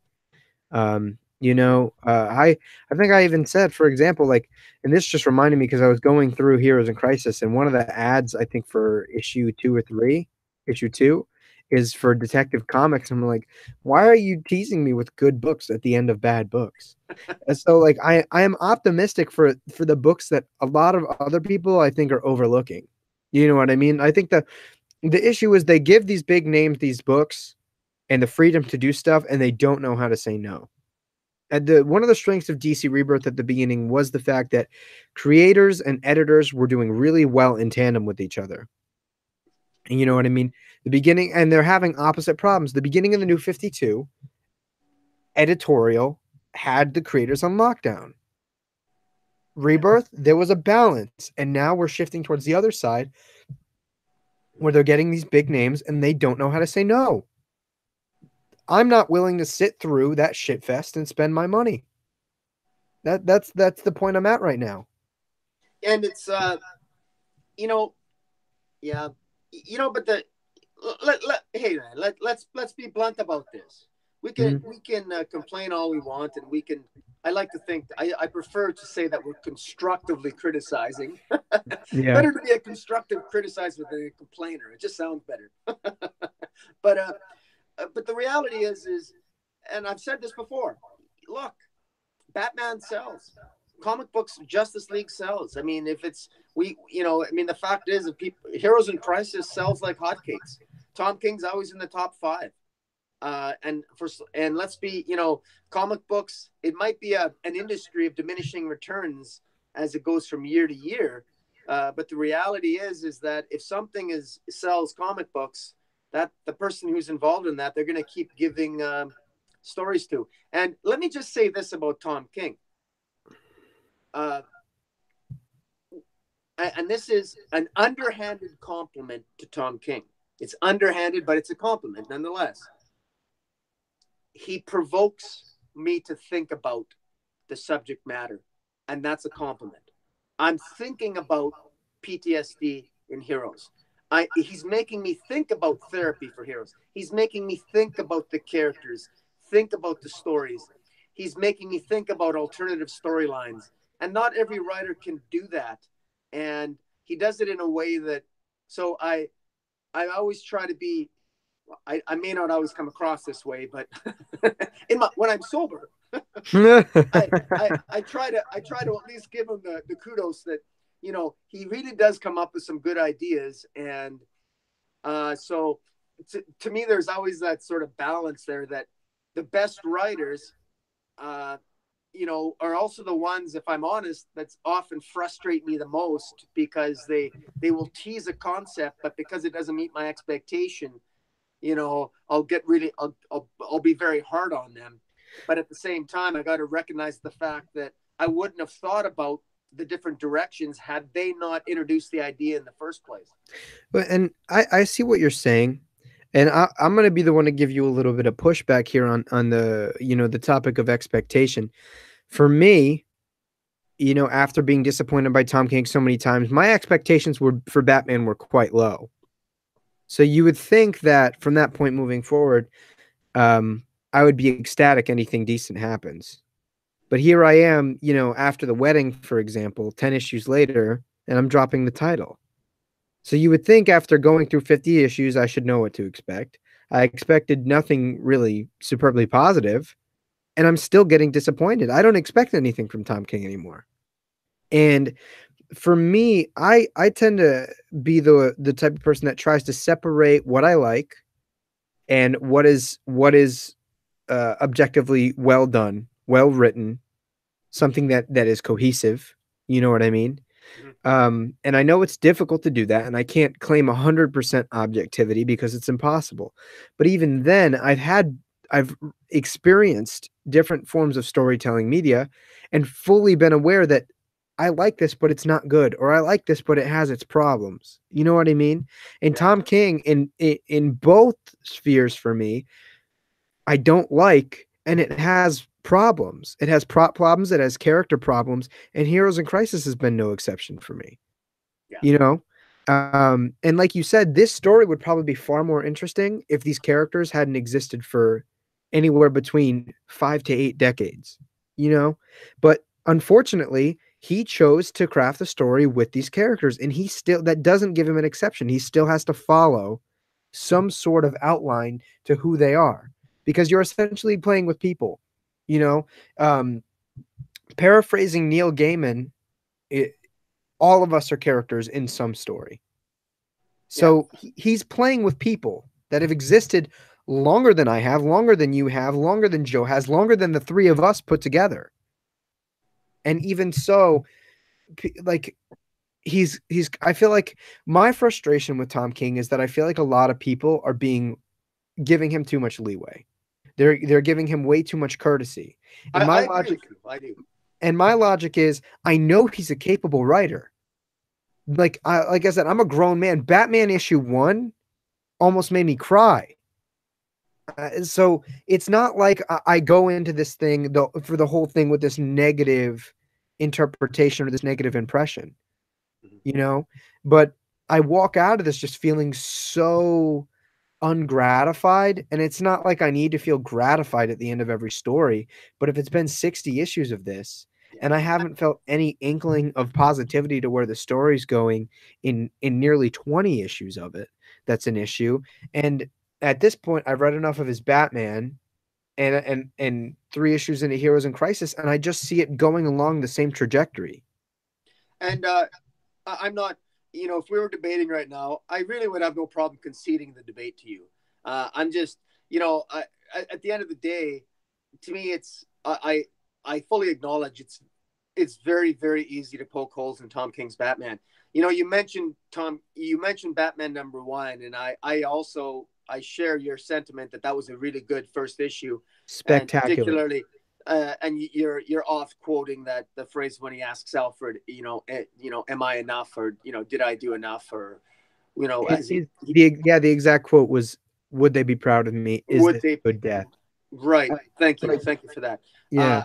And that was very well written. And he's never really duplicated that sort of resonance of feeling, other than with Batman Annual #2. I thought was really good. That Batman Annual #2 is, I think that was my favorite issue of 2017 and my top 35 last year. Mm-hmm. So I can be a huge Tom King fan when he hits it out of the park, but somewhere along the line with Batman, he expects too much of the readers to be able to read his mind.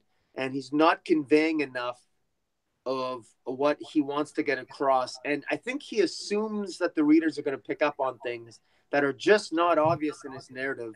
And I know that because if you listen to his interviews, he will often talk about Batman that in a manner in which he'll describe a scene of a Batman arc that he wrote that I don't remember it happening that way, but that's how he interprets the scene. And my specific memory is, and at the risk of sounding egocentric, he was responding to my question.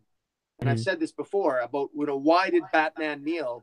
Why did Batman kneel beside the Joker in Batman issue 48? What in the church? Because that's ridiculous. The Joker tells him to kneel, and he actually kneels in front of the Joker because the Joker was threatening to kill himself if Batman didn't kneel beside him. I thought that was the ridiculous scene, as if Batman would kneel beside the Joker after he just massacred a church. It was ridiculous. Batman would have taken him out instantly, but he kneels. And Tom King's answer was, and it wasn't even a bad answer, but it still didn't make sense. His answer was, well, Batman has always been crazy that way because Batman doesn't want the Joker. He didn't want the Joker to kill himself because, as crazy as Batman is, he'll do whatever it takes for even the bad guys not to kill themselves. But that wasn't conveyed in the narrative at all. I never got that impression when you actually read the comic. It was like Batman was out of character. It didn't resonate. I never got that impression. But anyways. And along with that, I'm sure after you had that conversation, you probably reread the issue and intentionally looked for it, no? Sure, certainly. I try to see it from the writer's point of view. I want to understand what Tom King is doing. If I understand what the writer is trying to convey, I'm assuming I'll enjoy the story more, right? But I couldn't see it. And because too much of it is what Tom King wants to be the case, as opposed to actually is the case. Because as you said, he's got so many preconceptions about Batman that are not, I would argue, obvious to even longtime readers. I mean, I think that he wants to tear down the machine that is Batman in this day and age. Batman certainly has this both societal and like within the niche of comic book culture. Obviously, he has this impression that, with Prep Town, he can beat anybody. Yeah. And Tom King is like, okay, well, I don't agree with that. So I'm going to show you in every way that this character is flawed. Like the sad part is all these people are like, they're humanizing Batman. In what way are you humanizing Batman? I don't see the humanization. The dialogue is choppy. He doesn't act like a real person. With that being said, obviously he's undergone more trauma than anyone I know or ever probably will meet in my life. But even with that being said, he's not acting like a real human being. Like, the one thing that people herald Tom King for in his Batman is that he's human. Yeah. I don't see that. He feels more like a robot. And like, when he's not a robot, he's a child that doesn't learn his lesson. No, that's exactly right. And in fact, you could say the same thing for Heroes in Crisis. I mean, where's the humanity in Heroes in Crisis? We're getting trauma, but where's the foil? Where's the normal human in Heroes in Crisis? Where's the normal guy we can juxtapose? I mean, all this post traumatic stress that we're seeing, all these patients, like what's real and what isn't. It's still the same problem that I'm having in Heroes in Crisis. He's so good at showing the humanity of things. I completely agree. I don't. The problem is the lack of humanity. Yeah. The problem is the nonsensical behavior. Even the latest issue of Batman, Jim Gordon, I would argue nonsensically takes a baseball bat. Yes. He's frustrated with Batman, and he goes and he destroys the bat signal. Well, why would he Batman do that? Like, look, it's one thing for Batman to go crazy, but why is Jim Gordon suddenly going crazy to destroy the bat signal? Because last time I checked, there's still Batgirl, there's still Nightwing, there's still. Wow. Why would you destroy property? Not only that, he takes the guy's bat, and it's a collector's bat that's signed by an entire baseball team. Oh, you know why? And the guy tells him, bring it back, and he's Tom King needs to be quirky and witty, so that's why he did it. Yeah. Every issue needs to have has to have his odd form of levity that's incredibly exclusive to Tom King. Yeah, no, and it's again, you and I can be, look, I know it's just a comic book, and we can have fun reading it, and we can joke about it, but if we're gonna sit here and actually dissect this, that's fine, but it's like you said. When a Tom King apologist comes up and tries to make the point that he's humanizing Batman or he's humanizing the characters, look, I'll humor you and nod my head, but if you want to actually debate me, I think there's ample evidence to suggest that there's a lack of humanity rather than an actual embodiment of it. No, and ironically, like next week, I'm actually doing a live stream debate with somebody on Tom King's Batman, and I love the guy. He knows his comic books, but I am entirely convinced that I am going to decimate him in the argument. Like Pete, you might be watching this, but it's going to be a big fat W on my end, man. Who's that? Because he's the owner of I guess I'll plug it now. He's the owner of a fairly local comic book shop called AJ's Comics in Colchester, Connecticut. And next Tuesday night, for those of you who might be in the area or remotely close, he's actually doing a midnight release for the Batman Who Laughs. And at the midnight release, he'll also be able to sell other comic books like Batman Damned #2. So before that sells out, you guys should check that out. But also it'll be which I think is the best thing that's coming out next week that nobody's talking about is Tomasi and Doug Mankey's appearance on Detective Comics in the beginning of their run. I'm more excited for that than anything else coming out next week. So you guys should definitely be checking that out. But we're going to actually, before the midnight release, we're going to have a live debate here on YouTube about Tom King's Batman. And if I lose, I told him that because he isn't my LCS, but I try to go there whenever I can because it's a great shop. But I do have loyalty towards my regular LCS. But I told him that if he beats me in the debate, that I'll go and pick up the remainder of Tom King's Batman at shop. Well, the thing is, when it comes to comic books, when it comes, and especially if you're getting into to debate somebody, and this is the thing about Tom King's Batman, is that I really, you can look at a scene, but even in the scene I described where Tom King, he spent like 5 minutes describing what was on one page in Batman about why Batman kneeled beside the Joker in the church. And that is so obviously how he got that, how anybody would get that. And by the way, I never spoke to this. That was the first time I heard anybody interpret that scene that way. And that was, of course, that's from the writer. So you assume it must be that way. But nobody, and I had watched YouTube reviews, nobody talked about that scene. In fact, most people were confused by it. Most people asked that question. That's why I asked the question. It's why is Batman kneeling beside the Joker in the church after Joker just killed everybody? That makes no sense. Well, why did he do that? And also, the funny part was Batman effectively watched him kill all those people and didn't do anything about it. Well, exactly. And so then you're left wondering, so I'm saying to myself, I actually thought my explanation was better. The explanation that I made up was better. I thought maybe he was hit with a Joker toxin. I thought maybe his movements were compromised.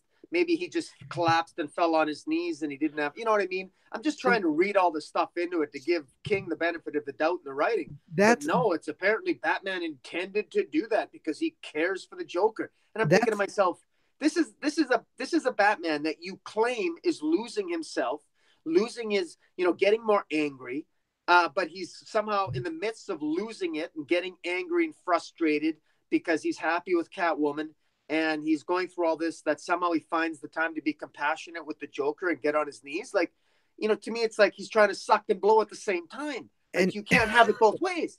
And like, the crazy thing are like the mass army that Tom King has built around himself are constantly trying to make assumptions like that to save Tom King. And I am past the point of making those assumptions for him, because if you are not showing us in your writing, then and if it's a consistent thing, I don't have a reasonable basis to make a rational assumption for you, because you have irrationally showed me things in this story that would lead me to believe that you would not do that. I can no longer give you the benefit of the doubt. That's the issue. Like, I see all these people across the internet, that talk about Tom King's Batman. Well, this, well, that, well, that. It's like, if it's not there, you do not know. That's why, for example, I brought up Killing Joke earlier. I will not argue with anybody that says that Batman killed the Joker that night. Yeah. You know why? Because nobody said anything. It wasn't in the book. It was meant to be ambiguous. Yes. I'll argue against it and say that clearly the Killing Joke was in continuity, and that's how Barbara lost her ability to walk. Therefore, he didn't kill the Joker. Yeah. But I won't condemn anybody for saying, for being my antithesis, for articulating something opposite of what I'm saying. But here's the struggle that you're going to have in your debate, Dark Knight. The struggle you're going to have is, to me, it's like arguing whatever side you want to take. It's like arguing about the existence of God.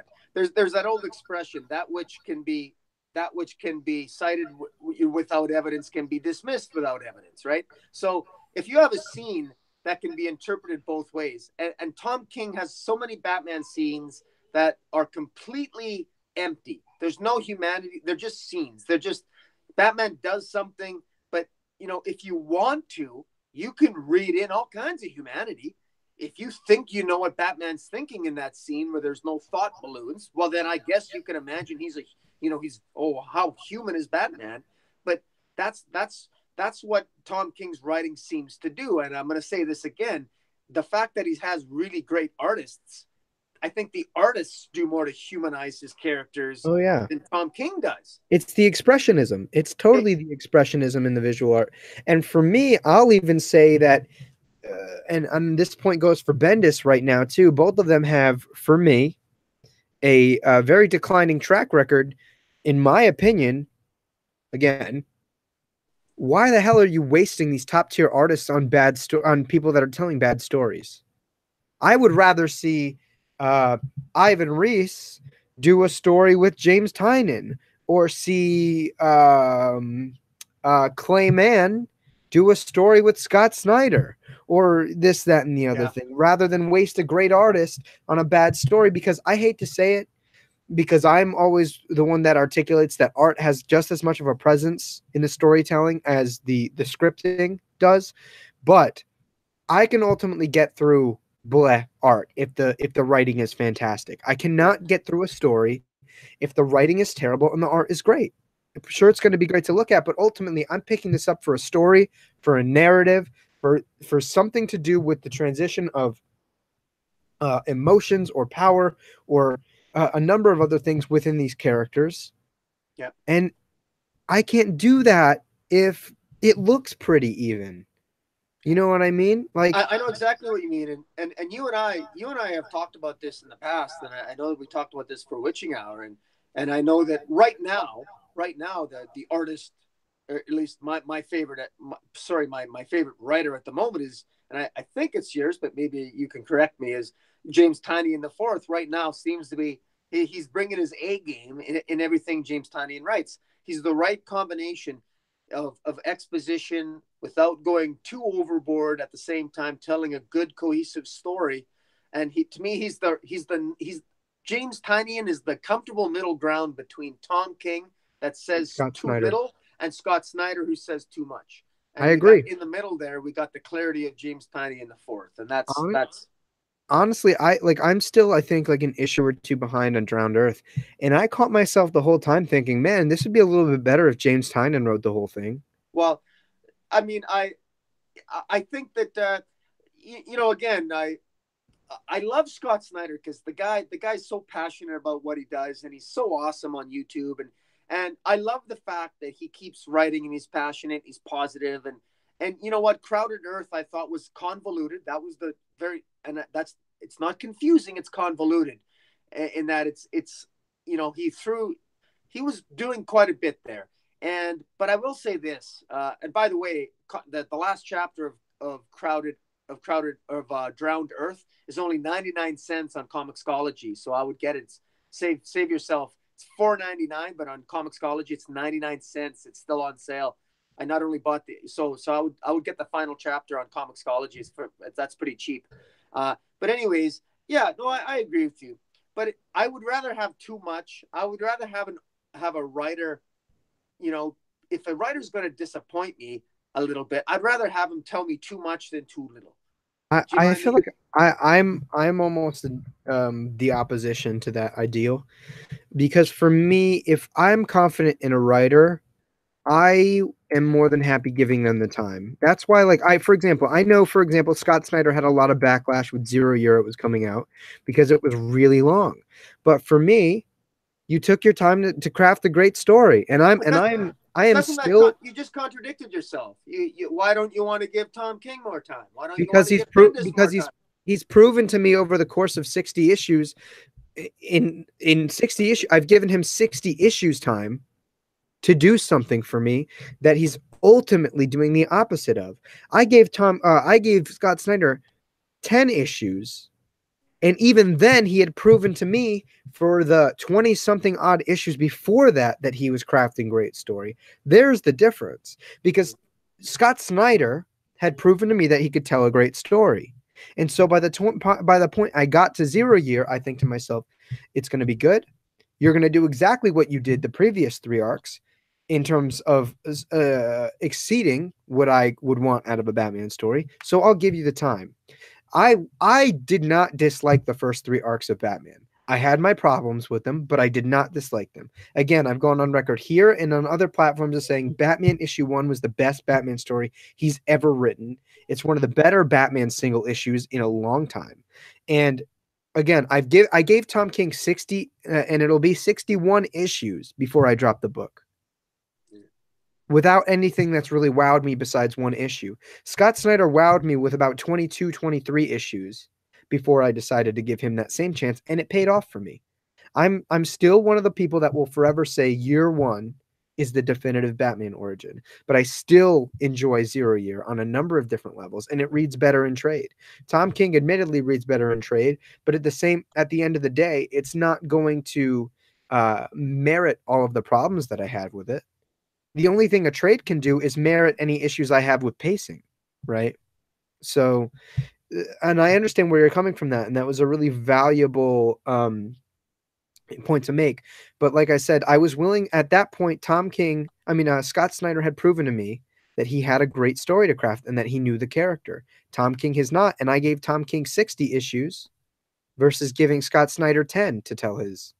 So that I think is a very identifiable difference between why I was patient with Snyder versus Tom King. Yeah, and I also say this about it's funny when I compare Scott Snyder's Batman run to Tom King's, even though I'm not a huge Snyder Batman fan, when I will give Scott Snyder this credit on Batman is that I understood his Batman made sense. I understood his vision and his interpretation of Batman.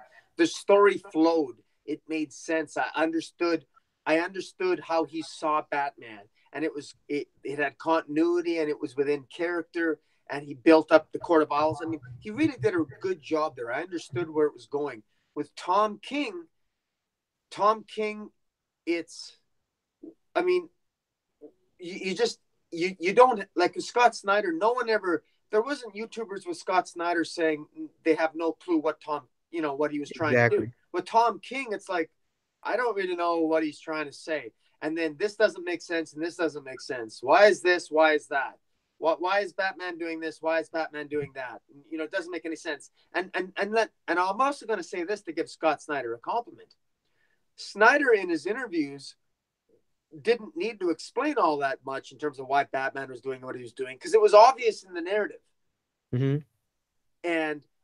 But whenever Snyder would explain, it would enhance the narrative. With Tom King, often when he talks and he justifies what he thinks is happening in the stories he's writing, sometimes it contradicts my interpretation of what I read in his own comic book. Yep. And that's what I found so, just crazy things. And I keep going back to this one example, that if he's humanizing Batman, he has this odd schizophrenic habit of trying to get his Tom King apologists talk about him humanizing the psychological elements of Batman, and yet Tom King's Batman is a superhuman metahuman. He can walk 300 miles through sleet and snow into Siberia, Russia to deal with Bane or to deal with KG Beast.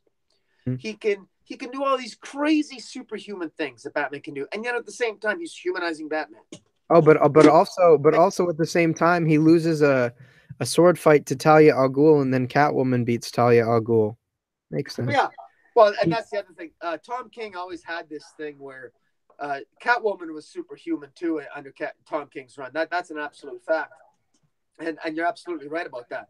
In fact, one of the things that Joelle Jones said, when Joelle Jones in an interview with John Citrus's Word Balloon, Joelle Jones said that when she was drawing the issues for some of the issues of Batman, and then when she was talking with Tom King about Catwoman, and she had already gotten she had already been assigned to do the Catwoman comic, she made the comment when her and Tom King, she told Tom King, don't forget that Selina is still a thief. Mm-hmm. And it was interesting that she said that, because she was clearly implying, and you got to hear the interview to see the context in which she responded to the question she was responding to. It was clear that she was trying to convey to Tom King that, you're too fixated on Catwoman. You're making her too perfect. And it really was. Tom King put Catwoman on a pedestal. He really did. Too much of a pedestal. I like Joelle Jones' Catwoman because she's bringing Catwoman down to earth. She's so flawed. Joelle Jones is humanizing Catwoman. Mm-hmm. And she's doing it in a very real way. Selina Kyle is struggling with the breakup of the wedding, and it shows, and that's believable, and you can see it. And she also has, well, she's her own artist, but yeah. And the thing with Tom King that I'll bring up, by the end of Cold Days, you would think that, and tell me if I'm wrong, they had pretty much explicitly shown that Batman understood the error of his ways, and that he let himself loose, and that he was kind of reacting to the marriage via his mission as Batman. And then what? An issue ago, he clocks Gordon in the face. Not only was, like, he wasn't just clocking a criminal, he was clocking hypothetically his best friend. Yeah. What's the, like, I have so many problems with that on so many levels, right? Because Batman and Gordon have had this long, illustrious relationship with one another. And again, what you had said, Gordon threw one punch after perceivably at least 15 years in their continuity together, right? Like in the universe, you can assume that it's been anywhere from 10 to 15 years now. Yeah. Over one punch, you're going to smash the bat signal. You're going to order the police not to cooperate with Batman anymore. I've seen Batman do way worse and Gordon stick by his side. Yeah, the problem with one of the biggest mistakes that King is making right now is, unless you're a longtime reader like us, and even if you are a longtime reader like we are, we need more reminding that why Batman is in the state of mind that he is. Tom King is not spending near enough time reminding readers that Batman is actually hurting. Because we don't know that, because the art cannot convey what somebody is thinking. And it's guess what? Just because Batman is freaking out doesn't mean that he's hurting, because Batman always does something crazy. Batman is always beating people up. So the fact that he rips a urinal off the wall, or the fact that he uses excessive force on Mr. Freeze, that doesn't tell us anything. He beats the crap out of people all the time. Even then, that was also a situation where, like, that was the time where I was willing to give Tom King leeway. Me, the one who was primarily criticizing him, when he beats the shit out of Frieza, I was like, okay, I can certainly interpret that what he's doing here is a result of the wedding, or the wedding that didn't happen. But then when you learn your lesson and you spend, what was it, issue 60 or 59 that he's 60, that he tracks down all of these villains and mercilessly beats the shit out of them to get to his point, mercilessly beats the shit out of Bane, decks Jim Gordon. Yeah. Again, I've already brought up the notion of character regression, and we brought it up using Daredevil as an example, the Daredevil Netflix show. Tom King, you don't know how to do that, because you're taking the same thing he just learned that lesson from, and not even a handful of issues later acted like he didn't learn anything from it. Yeah. He's the smartest man in the DC universe. You can argue second. Even so, he can't learn lessons. Yeah. Well, it's not only that. And this is, and again, I'm playing script doctor here, but just bear with me. Yeah. Quite frankly, as someone, like, I break people up for a living. I've been doing divorce law for like 22 years. Let me assure you of something about relationships that I tell you as a fact. And you don't need to hear this from a lawyer, but guess what? When people break up that don't really want to break up, they generally have a tendency to stay in each other's lives in some capacity. So the fact that Batman and Catwoman aren't somehow keeping tracks on what each other is doing, because the nature of their breakup was ridiculous. I mean, Catwoman just suddenly leaves them off the rooftop, and they've never seen each other since. Oh, don't get me started. No communication, nothing at all. The whole thing is ridiculous. Like, the fact that Batman is not keeping an eye on Catwoman, doesn't know where she is, wants to know, that he's not, keeping in her once in a while. The fact that he doesn't go back to her and say, why did you leave? The fact that they never even had a conversation about it. Where's the humanity there?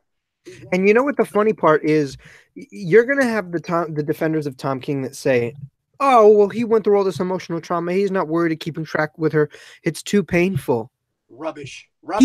He's the goddamn Batman. Like, if you've read Grant, do you remember Grant Morrison's Batman run when he's engaged to Jezebel Jet, and the whole time, like, you think that she has the upper hand, which is reasonable, right? Because Batman's biggest weakness has always been his heart. Besides well, I guess it is a byproduct of his heart letting criminals live, but the entire time when you think Jezebel Jet has a leg up on him, Batman reveals, no, I've been suspicious of you the whole time. I've had plans set in place to counteract whatever you wanted to do. Yeah. But no, he's too butthurt to not fucking follow Selena Kyle. Not only that, she knows his identity. She knows where he lives. She knows everything about him. Yeah. How are you not suspicious even in Hush? You remember in Hush? Selena didn't do anything that would point towards her hurting Batman in any shape or form of the word. Yeah. But he was still suspicious of her the whole time. Yeah. Like, I get it. The point of Tom King's run was to have Batman put down those walls a little bit and let her in. But at the same time, when she walks out of that compound, you're telling me he's not the least bit suspicious? He's the most suspicious, the most cynical, the most skeptical character, perhaps in fiction. Yeah. And we're just going to forego that. And, well, not only that, but I'll even grant you that, look, when it comes to women, we men, look, you can be the toughest SOB on the planet, but if you fall in love, you can become a puppy. We all know men like that, or women, some of us men, we can be that way. We can be tough on the outside and but like pussycats when we fall in love and get our hearts broken. And okay, I mean, I'll even grant you that. But but but Tom King went a step further in the breakup of Catwoman and Batman. He also made Catwoman an idiot. Because the reason why Catwoman left, I mean, he'd spent all this time building up Catwoman. And then suddenly she became a moron. She has one conversation with her best friend, who happens, by the way, to be psychotic and a patient in Arkham Asylum. Just throw that in there. One conversation with her friend, and she comes to the conclusion that, oh my God, if I marry Batman, he can't be Batman anymore. He's going to be ineffective. And I'm thinking to myself, Catwoman, Selina, think about it for a second. You're not sterilizing the man. I mean, exactly. Do you honestly think that if you marry Batman, that he's suddenly not going to be able to take down the Riddler or something? The funny part about the whole thing was he had a fucking kid, and he indoctrinated his own kid into crime fighting amongst a number of other children. Like, and you know what the funny part is too? I was just thinking about this. You know how I had brought up earlier about how he toys with Batman and Catwoman both separately remembering their own origin stories, and he might be playing with hyper time, he might not. With the inclusion of Holly, he's pretty much saying that Batman's a fucking psychopath and that Selina is right. Yeah. So you're telling me that like, I get what you were doing, that like it was funny and charming, but at this point you're saying Batman can't differentiate reality from pipe dreams because Holly is here. Another one who corroborates year one being the definitive origin. Well, Batman the whole time has this delusion in his head that they met on a boat. So and that's another issue with Tom King's writing. Well, and not only that, and boy, oh boy, we can get on a sidetrack in a conversation now, but remember that final scene at the end of Batman 50 where Bane's in the basement of Arkham Asylum and all those villains are behind Bane, and the implication is that Bane controls all of them. The one character there that really bothered me immensely in terms of how bad this story could possibly be was the appearance of Flashpoint Batman. Because that really bothered me, and not in a good way, because I'm not thinking about the storytelling potential. I'm thinking about how his appearance can ruin this story and make it even worse, because it already feels off the rails to me. Now with Flashpoint Batman being there, Flashpoint Batman was a real cool character. I really love the fact the most emotional moment of Flashpoint came when Batman reads that letter from his father, who basically sacrificed himself so that the whole new timeline where his son Bruce Wayne was Batman could exist. I mean, that was a huge sacrifice. That was the emotional turning point. That was the most pivotal point. Most people who don't even read comics have heard of Flashpoint because they watched the cartoon. The most pivotal point of the cartoon was when Flash gives Batman the letter from his father and he reads it and he sheds a tear. I mean, this is the pivotal moment. And here we have his father are ostensibly being controlled by Bane, or worse, if he's actually the villain. I mean, hey, maybe Bane isn't the villain here. Maybe this is all misdirection. Maybe it's his father that's the villain. That would be even worse, because to me it ruins that Flashpoint storyline. But and you know what the thing about it is, the only argument you can make is that at the end of the button, Thomas Wayne insists that Bruce Wayne no longer be Batman, and that he comes back because he's still Batman and that he's not heeding his warning and he has to show him some tough love. But the one redeeming quality about Flashpoint Batman Thomas Wayne was his affection for his son and his wife. Exactly.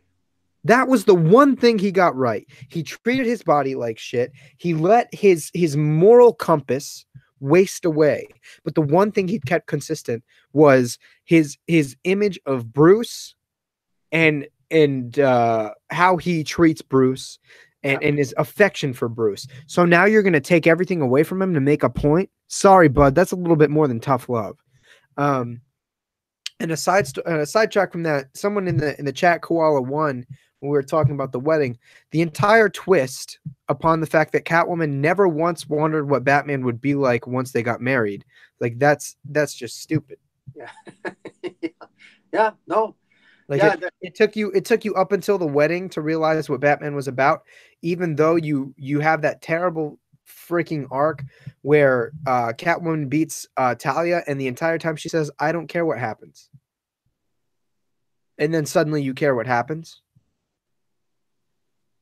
yeah. It's so inconsistent, and like, to tie this all back into Heroes in Crisis, we have all these problems with Batman. What leads me to believe that I should have the patience to hold out on another 6 issues of Heroes in Crisis, pay another $24 for something that is gonna inevitably end up somewhat similar to Batman?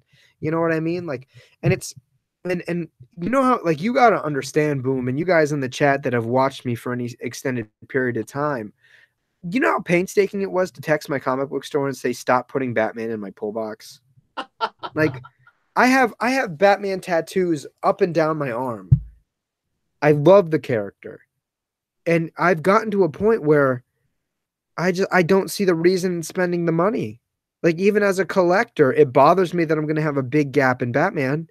But at this point, I'm not enjoying it anymore. Well, And and yeah, and one of the things that I think to reinforce what you're saying, there the behavior of Batman is demonstrably different in Detective Comics versus Batman. It's demonstrably different. It is demonstrably different. You cannot reconcile the two. You go from one person, like, there is no indication of Batman's, if Batman's losing it or somehow losing his intelligence, he's making poor decision, he's going. There's no indication of that in Detective Comics, and as a matter of fact, quite the contrary. I mean, he's actually making some fairly good, fairly intelligent decisions. Even in the pages of Justice League, he's a freaking genius in Justice League, and every bone in his body is broken in Justice League. Yeah, he makes, and he also makes bad quips. Yeah, exactly. I mean, and again, maybe this is just a reflection. I'm probably being a little bit overly critical here. Not at all. But I mean, when I just don't like, I'm going to hold them accountable for a second. When all of Bendis, Snyder, King, Johns all say that they know what's going on in each of their comic books and it all makes sense and they're aware of what's going on in each other's comic books, I really got to tell you that if you're aware of what's going on in each other's comic books, there is no character continuity. I mean, that would be my one criticism. I mean, again, I don't care, because to be honest with you, I'm enjoying Batman as he's portrayed in Justice League. I'm enjoying Batman as he is in Detective Comics, and I'm enjoying the Batman in Batman. But don't tell me that they're the same, that they're consistent, because they're not. Yeah, and the thing is, man, to be quite frank, I'm not enjoying any of them. I've talked briefly, and I won't spend too much time on this. Scott Snyder's Batman in Justice League is monstrously different from what he's ever done with Batman before. It feels out of character to me. He feels the need to force in these quips because Batman's gotta have some sort of one-liner every issue. Tom King, enough said. And Tynion did a good job. Brian Hill did a good job. I liked the beginning of James Robinson's little arc. Eventually just got really, really tired of it. And I honestly am just skipping the rest of the story until Tomasi comes back on. Honestly right now it's a sad world for Batman, in my opinion. And even that Batman Secret Files was nothing to be impressed about. Hopefully it picks up. We got Batman Who Laughs coming out next week, and it's going to be Snyder and Jock. Snyder's going to be writing much more in his wheelhouse, where he actually has a sandbox to play in, and then we have Tomasi on Detective, which I am more excited for Tomasi and Doug Mankey, however you want to say it, on Detective than I am for any other book coming out right now. Yeah. I'm also really curious to see Tomasi and Bendis on or is it Gleason? I'm sorry, it's Patrick Gleason in Bendis on Young Justice. That promises, I think, to be good too, because, and I mentioned this in one of my, I'm not sure if I mentioned it to you or in one of my reviews. Brian Bendis in his interview, in his recent interview with John Citrus on Word Balloon, Bendis outright admitted that he was, that he noticed the rapport between Patrick Gleason and Tomasi, and he did feel like he was the third wheel there, sort of coming in. He basically admitted that. And one of the things that he wanted to do is that he wanted to have a project with one of them to sort of build a rapport with one of them. He was very frank about that, and I actually admire him for that. And it was a frank admission. And when he approached Gleason about it, and it's about Young Justice, and then apparently Gleason said that he also had ideas about Young Justice, and so that's where that sort of idea came from. And in defense of Bendis, and he actually said that their Young Justice is one of the earliest ideas that they had when he came to DC, and it's been in development longer than a lot of the other projects that they've been talking about. So, I mean, fingers crossed that we're going to get something pretty good out of it. I mean, in terms of the pre-planning, I have 3 words for that. So was Superman, and I'm gonna buy the book. I wanted Young Justice for a long time. I've wanted to see more Tim Drake and stuff. I like Patrick Gleason's art, but you know what, man? I don't expect anything. I would have been so much happier. I know I might be in the minority if they said that Young Justice was not in continuity, because within the course of the next 2 months, you are somehow going to have to shoehorn the fact that Connor, Cassie, and Bart have some pre-established relationship with Tim. It looks like they're going to de-age him unless this is something in the past. Because if you guys read Super Sons of Tomorrow, the Connor Kent in the New 52 is a totally different Connor Kent from pre-New 52. Not even the same character, and I'm pretty sure that they've already come out and said that is the absolute truth. Cassie Sandsmark is a totally different Cassie Sandsmark, and Bart hasn't even stepped foot on Prime Earth up until the end of Flash War. So I don't know how in the next 2 months you're going to shoehorn that in. Again, I would have been a lot more comfortable if they said this was out of continuity, or this was like a story, even if they were using hyper time as some, prerequisite for this, I probably would have been fine. It makes me nervous for how they're going to shoehorn this in. If you ask me, and I think when we did the video on pitching books, you should have just kept the guy doing Super Sons doing Young Justice or Teen Titans or whatever the hell you want to do. Yeah. Because I don't, again, I just, my thing is, and I think the reason I've been really hostile about DC lately is I feel like not enough people are holding these names accountable because they're big names. That's the issue, is the level of accountability. And I finally gotten to this point where, as a collector and as a reader, I realized that, and I've known it for a while, but I haven't acted on it until now, that my dollar is my real voice. And I can keep bitching and moaning about these books and give them my money, but they don't care what I have to say. They care about my money. And so I finally had to just stop, and I'm not going to give them my money and support those books anymore, because that tells them that people are liking it. I mean, realistically, it doesn't matter if people are liking it because they're getting the money for it. Yeah. So that's the point where, even as a big Batman fan and as someone who is a rising Superman fan, I had to say, I can't condone this anymore. And not only did I have to verbally say it, I had to prove it. And that's you know what? And I respect that, and that's what you got to do, and that's what more people got to do. And that's the only thing. Let's be blunt. That's the only thing that facilitates change, because look, it does work. At the end of the day, they might be slow learners, but DC and Marvel, ultimately they do respond. Sometimes they might be a little slow in the uptake, but we vote with our dollar, and that's the bottom line.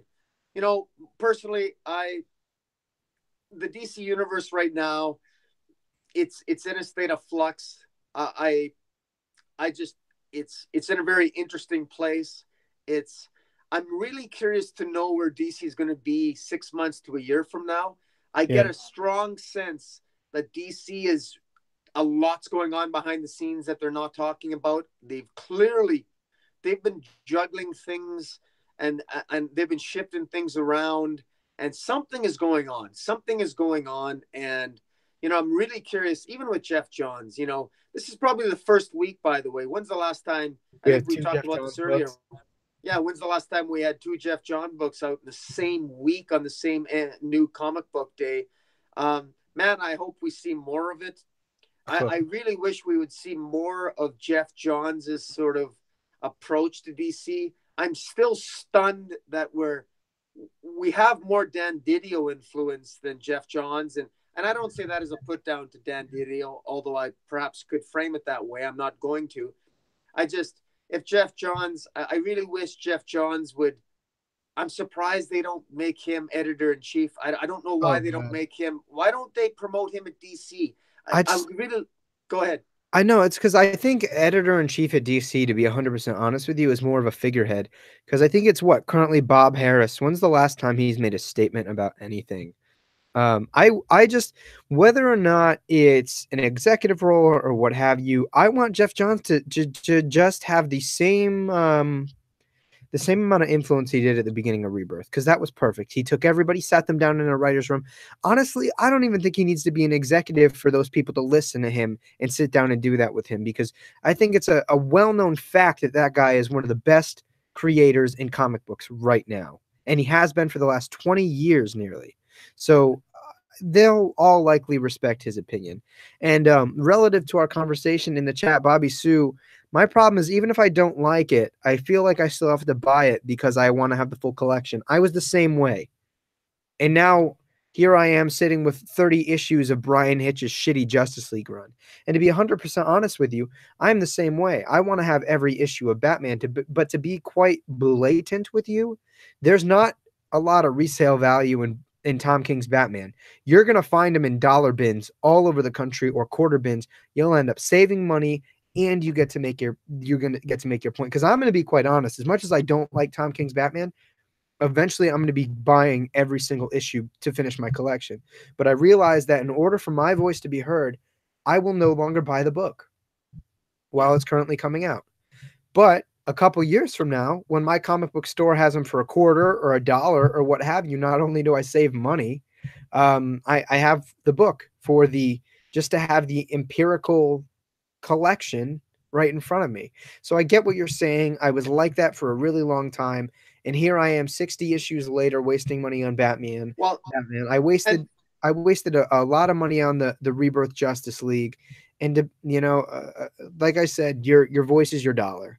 Yeah. So one of the on episode of Comic Boomerang, I've spoken twice now with Spike Valentine, and he makes he's repeatedly made one particular comment that he insists is true, and I believe him, and it makes sense. He talks about evergreen products, and what he means when he says evergreen products, he goes, those are the classic storylines that Marvel has had in the past.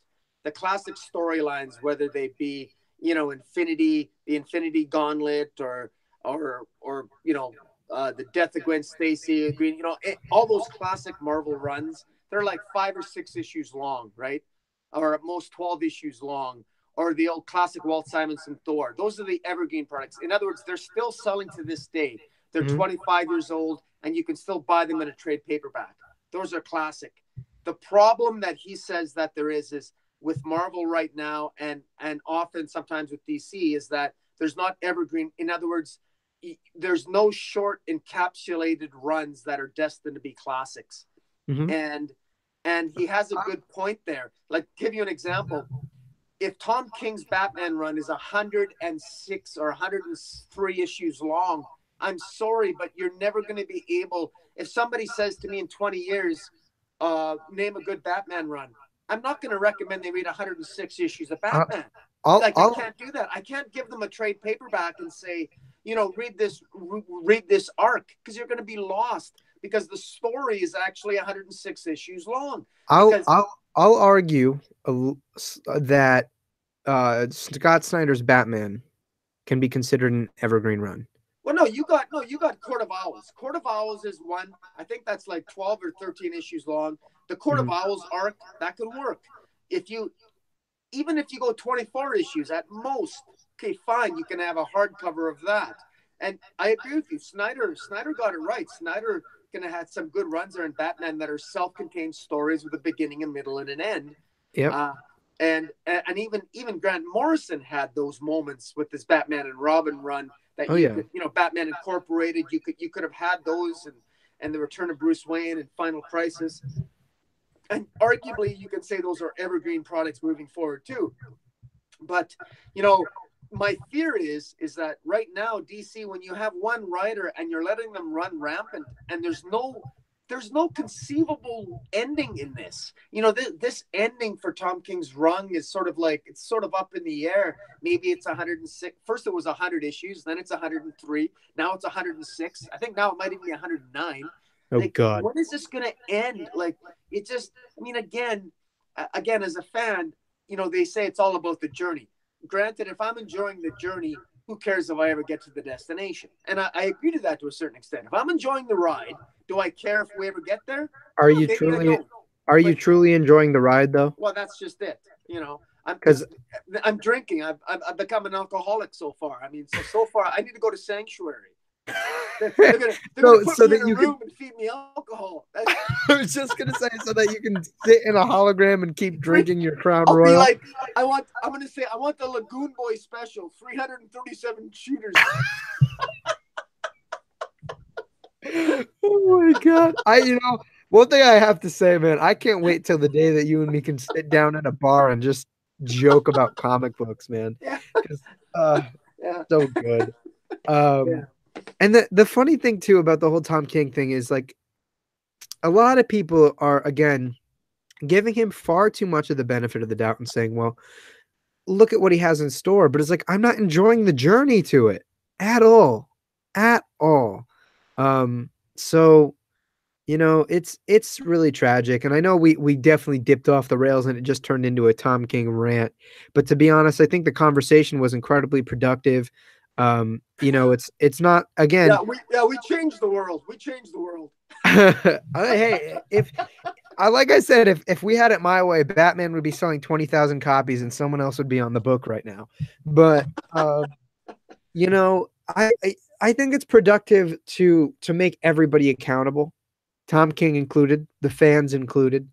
And I made myself accountable. It took me a while. Admittedly, it took me a while, but I had to make myself accountable, and I stopped buying the book because I realized day in and day out, I would say 85 to 90% of the time, I was bitching and moaning about his run, but I didn't do anything about it besides make videos on the internet. And it's not like I have a lot of outreach right now on YouTube, and the best way I can make an impact is tell people, if you really don't like it, then don't buy it. You can't be held down by the stigma of a collector, which I was that person, so I can't be mad about it. Yeah.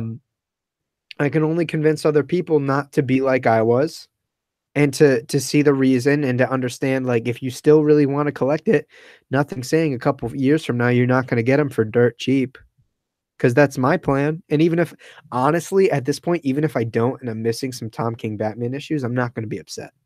Yeah. I am truly not going to be upset. And so, I mean, I'm not going to buy Batman. I haven't said it on the channel. I'm pretty sure I told Boom about it. I now get some advanced copies for DC books. So I'm now probably going to be reading, I'm still going to be reading Batman. So I you can call me a hypocrite because I'm still reading the story, but to be fair, I made the decision before I found out that I was getting advanced copies.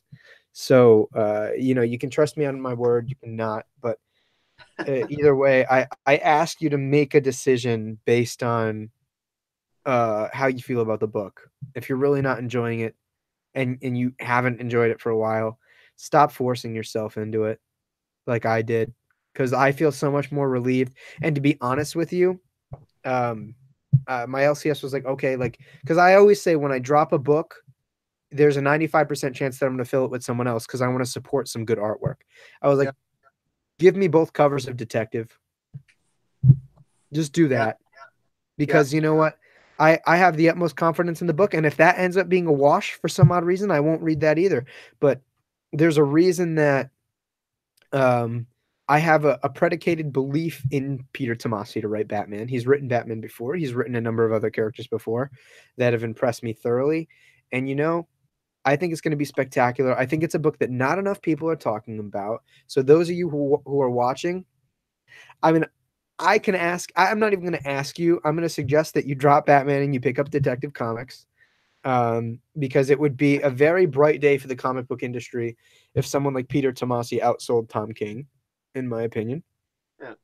And not to mention, buying it now, it's going to lead up to Detective Comics 1000, which is going to be a huge milestone, probably even technically bigger than Action because DC's name is based off of Detective Comics. And I don't know if you noticed this. You know, Detective 1000 is going to get like 14 more pages than Action 1000 did. I heard that. I'm not sure why. I'm not sure what the point of that is. Is that because they added a Bendis story? Bendis is on it. Unfortunately, Christopher Priest, for some odd reason, is on it. I mean, we'll see. Everybody probably wants to do it. In my opinion, they should be trying to get back the people that kind of don't want to. That like the Brewbakers that probably aren't going to come back to do it, or a couple of other fantastic creators. In my opinion, like try to get Neil Gaiman to do it. Like he's at least done whatever happened to the Cape Crusader, and that was fantastic. Get guys like that. They're always going to be the people that that are going to be a part of it. Well, look, they have there's a lot of past Batman writers and creators that are on it to begin with. They do have a lot.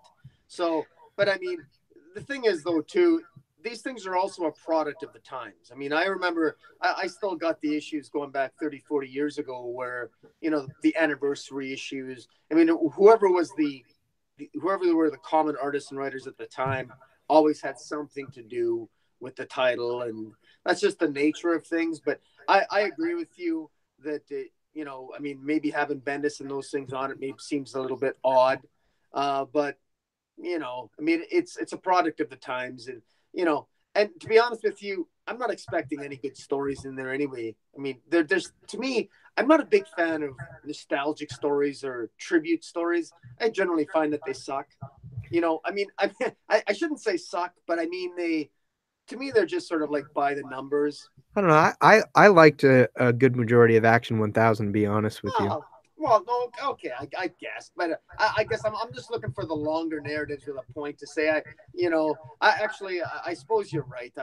I don't know. To me they're like done in one, and then I throw them to the side. I mean, when's the last time we talked about something we read in Action Comics 1000? We don't. I mean, I'm wearing the shirt. I've talked about a couple of times. Again, this is me freaking bowing at Tomasi's feet. I love Tomasi's story in in Action 1000. I think it was spectacular. Which one was that? When he's dealing with Vandal Savage and he's hopping throughout the different eras in Superman's life, and each era like is a different form of art. That was some of Patrick. I will venture to say that is Patrick Gleason's best story he's ever done. That was good, sure. Because when they had done the when brief side tangent, like this entire the last half of the conversation's been side tangent, so I don't even think I need to preface it. But when they had gone back and done Superman in the 30s, 40s, I thought it was Jorge Jimenez's art. Like Patrick Gleason really proves that if he puts his nose to the grindstone, he's very, very versatile, and that's something that I never would have expected seeing his art up until then. Yeah, I hear you. We have to cut this off now. I got a wife to report to, so I got to sign off.